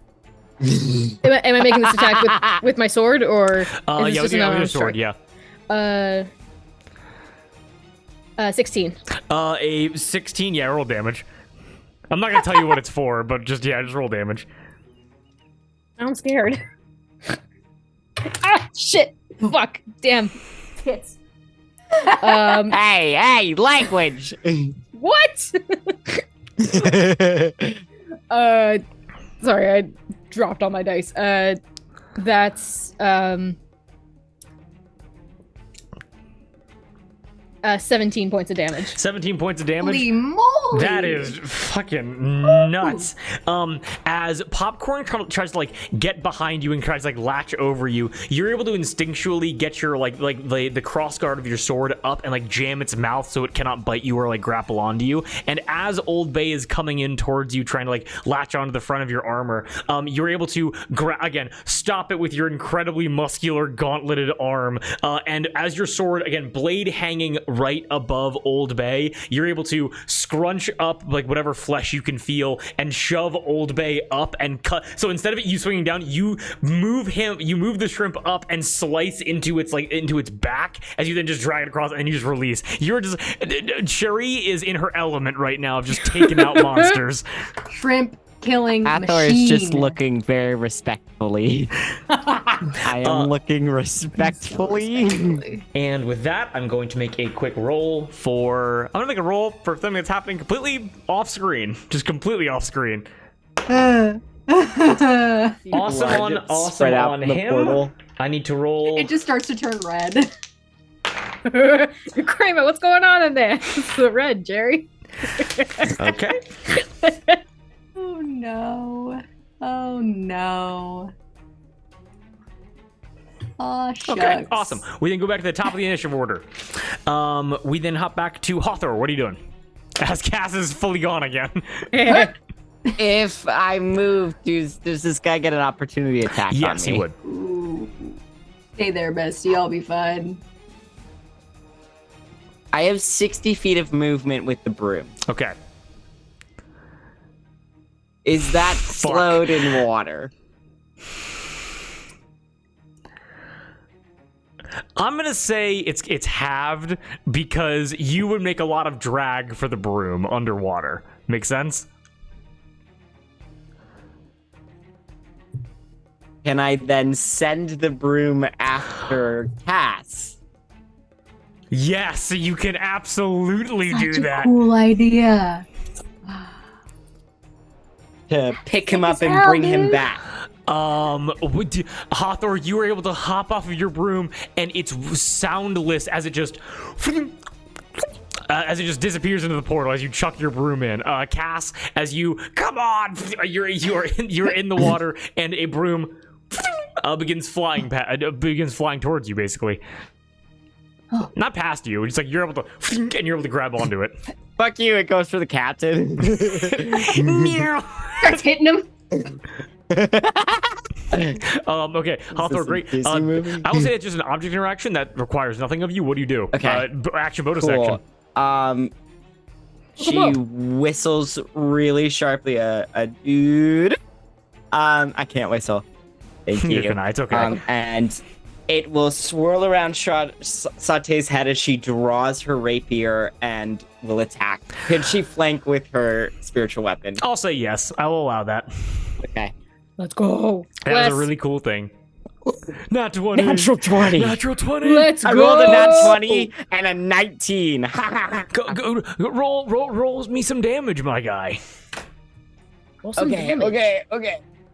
So that's with it's going to be 2d8 plus 4 for this is for her rapier. Yep. Okay. That's 11 points of piercing damage Okay. from that, and then for her spiritual weapon. Okay. That's gonna be a dirty 20. Hawthor, you send out your spiritual weapon arrow. It again. And that's another 6 points of damage. It's shiny and it's a bright light as it takes the attention away of the shrimp. It's just an animal. It's a simple creature. And as its head is turned to the side, you easily you riposte and you're able to stab it through one of its giant black eyes out of the other giant black eye, and you fully just skewer it through the face as it falls down to the ground dead. Sautéed is dead. Whoop. Oh, did I kill it with the first attack or with the them combined? You killed it with the rapier. Cool, then I'm gonna send my spiritual weapon to help Cherie then instead. Well, okay. Well, so sorry. You killed it. So okay, I thought you meant like story-wise or mechanically. It had 1 hit point left after the rapier. I just described it to you as the rapier. Make sense? Cool. Got it. Cool. Okay. Thank you. Alrighty. Okay. Okay. And then Hacker's just gonna draw the shield from her back and get ready. Just buckles up. Okay, got it. And it has a frowny face on it. Okay. It looks like a sad shrimp. Got it. Because I have a shield of expression. Cass, we cut back. Oh. There's a broom. I have a broom. You are able to see something. Because on their turn, they're moving back to the ship. The captain as well. His name is Captain Carl. Captain Carl. Carl. And he Carl? is holding a dead Don't man drink in water. his hands. As Captain Carl, now in the time that it took you to go there and come back, Captain Carl is seemingly holding onto a man, scrungly beard, just like, loose-fitting clothes, very similar to the crewmates that you saw that were part of Jammin's crew.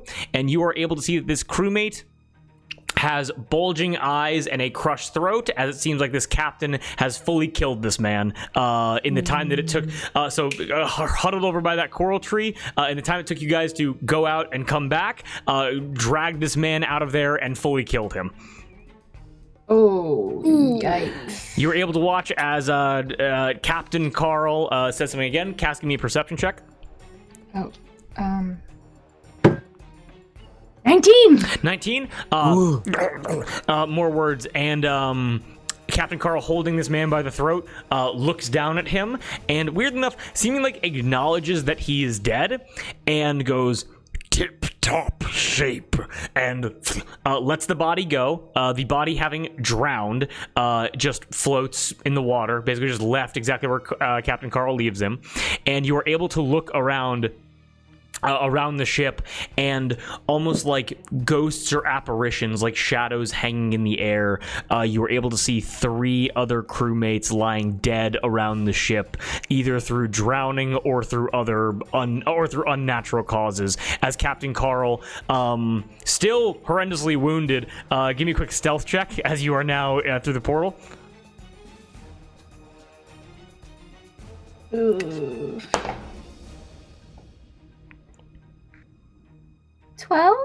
12? Okay. I got a 13 plus 2 for 15 as Captain Carl looks over, notices that you're there, and is then going to take the movement that he has left, which would be 15 feet, and begin swimming over towards you as he goes, "You shot me," and then start coming over to you. Shoot him and then run away. I didn't reload the ballista. You did not. Is that an action or a bonus action? It's a bonus action to reload and an action to fire. Okay. Is he too close that I would have disadvantage on that as a ranged attack, or no? No, not actually within 5 feet of you. Fun fact. So- Okay. Bonus action, I will reload the ballista and I will fire at Captain Carl. Jimmy's mom. As you are able to reload it all, as this humongous coral captain is and coming towards you, give me an attack roll. Carl Weezer here. Jimmy's mom. Natural 20! Okay. The captain might be dead. We'll see. That is going to be Okay. 4d12 plus your dex modifier for damage. Let's go. Yeah. Okay. Let's fucking go. These dice out of here. Get out of here. Okay. Oh. Okay. 10. 19. Oh, your smite. 4. Can I? Oh. I think that's only on melee weapons. Check it. Let me check that spell. I think it is. It is. Maybe Drew will let you do it. The next time you hit with a melee weapon attack. I'm going to hold you to that. I'm going to hold you to a melee weapon. That's Okay. totally fair. So that is. You're already doing 4d12. This is pretty significant. Yep. And 20 more. 27 points of damage. Ooh. Okay. Okay, I excellent. aim right for his eye. You're right for a little bit lower than going right for the brain, as that'd probably be an instantaneous kill. But you're able to see this ballista bolt fire off and go directly into his neck, and it's like his head is hanging on by a thread by the left and the right carotid artery. One more hit and this guy is dead, done, and dusted. Sick. That was my action and bonus action. Movement. I will.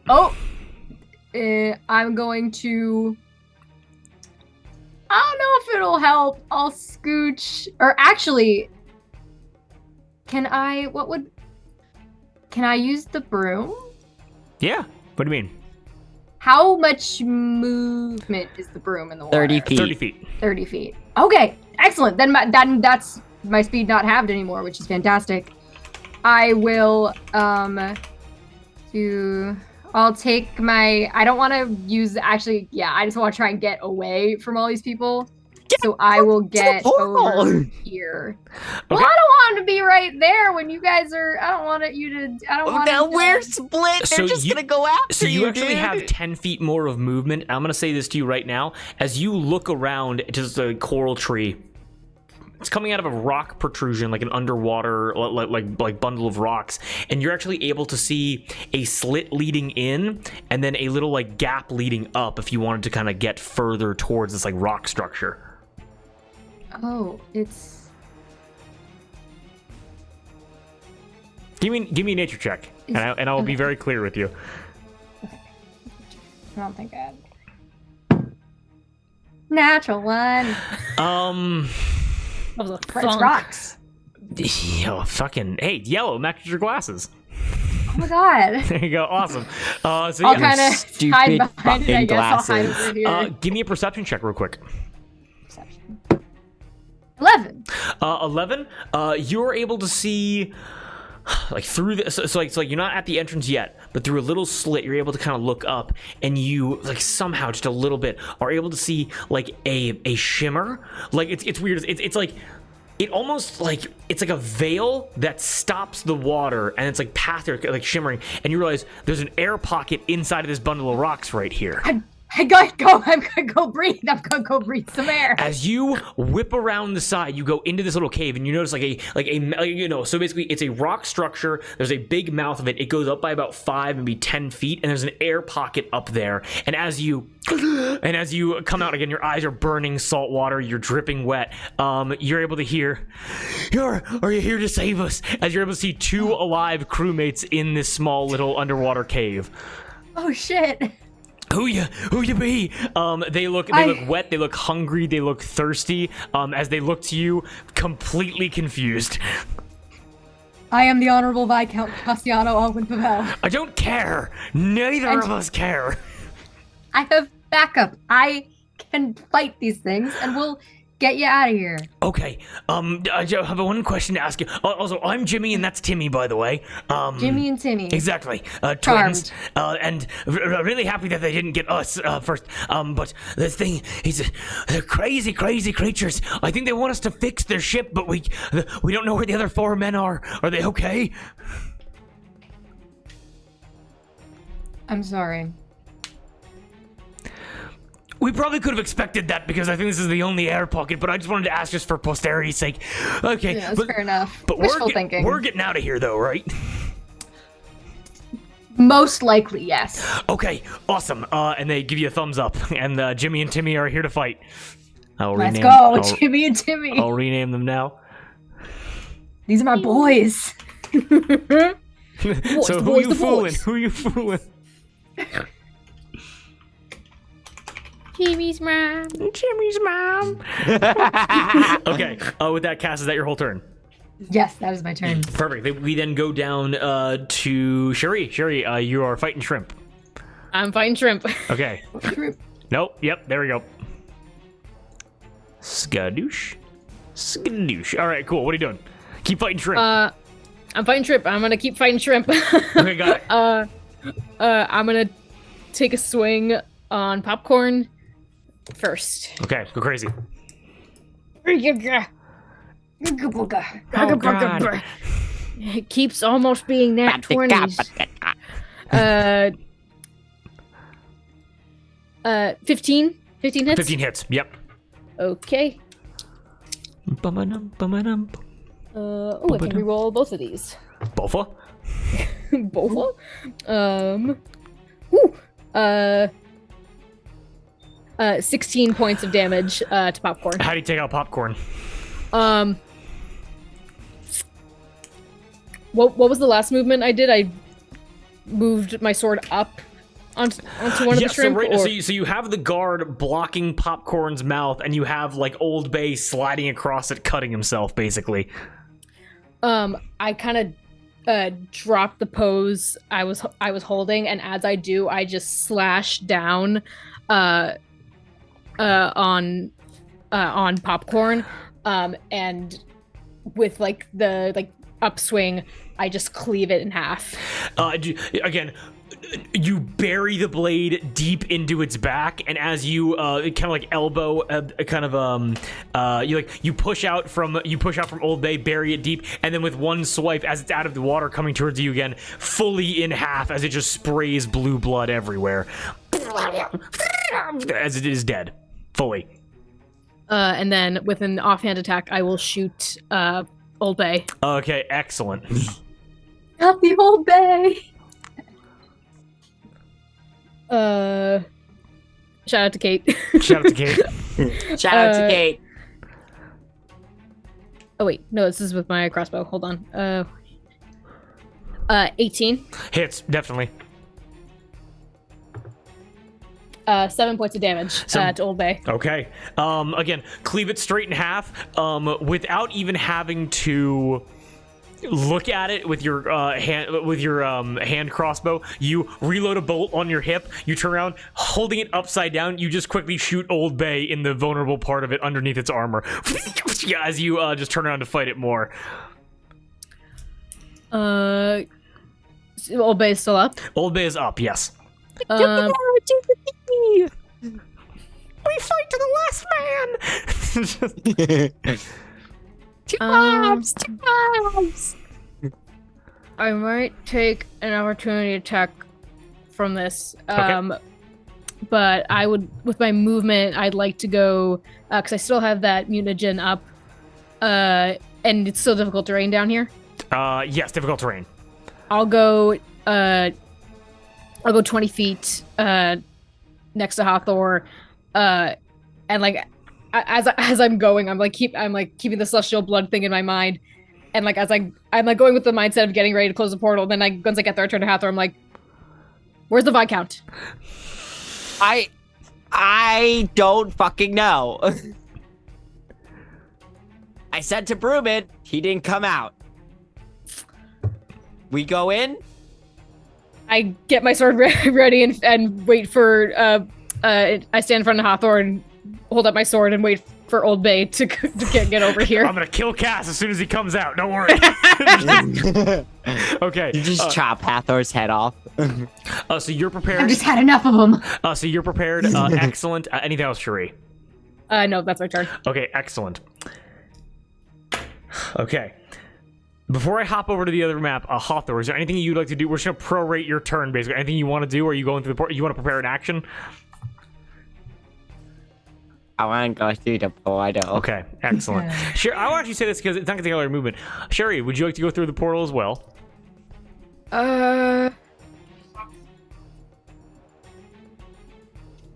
She really doesn't want to, but if everyone else is doing it, she'll follow. All your friends went to a Peer portal. pressure. Peer pressure, baby. If all your friends went into a portal. There's only one shrimp here. What can it do? Yeah, she'll go in after. Old Bay, dude. Old Bay is gonna be the big bad.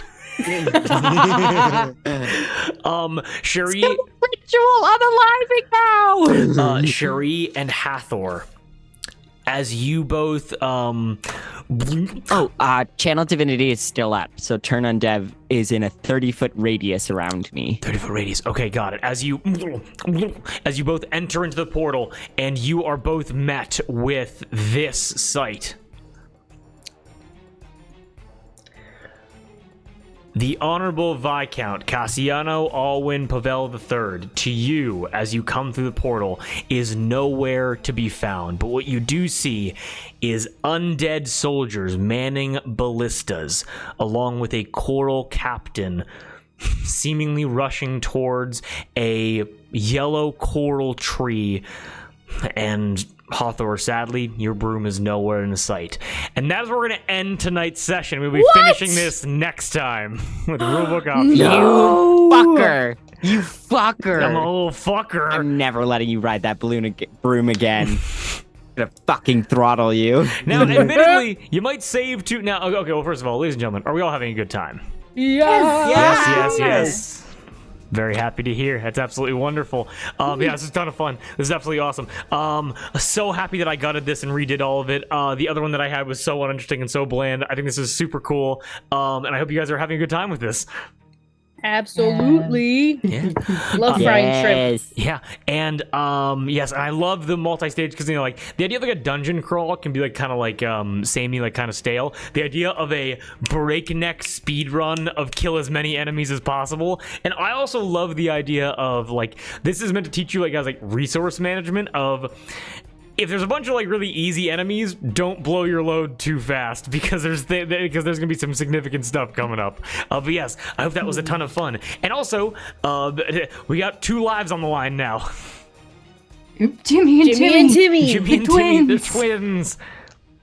The twins. And not just because they're Jimmy NPCs. Neutron and Timmy Turner. It's the Jimmy Timmy Power Hour. It's the crossover movie. Oh my god, yeah, what was it called? Yeah, Jimmy Timmy Power Hour. Was it really? I think so. Oh, and also, by the way, just so you guys know, you guys don't know where you are in relation, because again, it's a teleportation circle. You have no idea how far away you are from De La Colline. So, if you wanted to, hypothetically, you could send the 2 dudes back, say, get to shore, tell them what we did, and then just see where you are. And then just, None of us can breathe underwater, though. That's true. Now Go up. That's true. Up.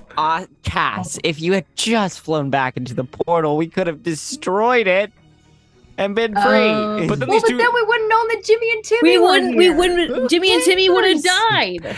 and yeah, We wouldn't have known that. and just so you guys know, yeah, it's like this captain, and it's like basically it's scuttled ship, and it's horrendously undead crew. They're trying to get their ship. It's impossible. They're trying to get their ship to be seaworthy. It's legitimately not possible to do. And what What if they believe? What if they believe in themselves? And I'll just let you know right now, they clearly like have some control over the shrimp to go and get them supplies while they are like doing maintenance things, which is why, and clearly like there's some like agreed upon contract there of like, oh, pay these men for their service when you get them, and that's the only way they know how to do it. And Captain Carl is just a bit too enthusiastic as that guy, because, you know, you have to assume either these men drowned doing the repairs, or with Captain Carl was just a bit too excited and just broke this dude's neck trying to get him out of the hole. So, not Jimmy and Timmy. Not Jimmy and Jimmy and Timmy. Yes, this fight is not over yet, but now with the entire squad underwater, I mean, you got a fighting chance, and a ballista. Anything can You got to happen. fight, and a ballista with unlimited ammo. You have a fighting chance. Yeah. Captain Carl's on the verge of death. That's true. Oh, that was fun. If he dies, then do all the undead die? You have no idea. My turn undead. Does Get it that reach motherfucker Captain right there. Never mind. And I need to make a note. and next time, as you Channel all, divinity. and let me actually just quickly just get if you guys want to just label your people here for me, as I get just Cherie and Order like quartermaster. you got Quarter, First, Second, Bose, and Carp. So Who's on first? who's on friend? I don't know. No, he's on third. Who's on second? Bro, who's on first? Who fucking asked? Just- How do I label my things? you gotta hit the text thing. I love that when I move stuff, you can see my whole long ass name show up on stream. Yeah, I know. Hello. Hello. The third. Is he the third? No. His dad's name is Alwyn Kennedy Pavel. And he's not gonna correct anyone because it sounds fancy. It does, yes. That's a good way to do an Allatour. If it's not right, at least have it be fancy. Yes. So, yeah. I hope that was a good time for everybody. I hope that was a lot of fun for anybody that watches. Prepare for and it's going to be probably a very short way of ending the combat next session, and then we're going to hop into rewards, and then you guys traveling on. That sound good? And or maybe or maybe only the rewards that you can find from the scavenge from the ship, and then maybe you guys will stay wherever you are. Who knows? Okay. Or maybe we'll drown. Or maybe We wake up, we're in the middle of the fucking ocean. There's going to be a little Well, TPK shit. as all of you guys drown. You guys are just floating there. all over. But with that, everybody, I hope you had a great time. We'll be catching you guys next time. Thanks for sticking around. Thank you for being at the table with us, and we'll be catching you next time. Peace out, guys. Good night. Bye.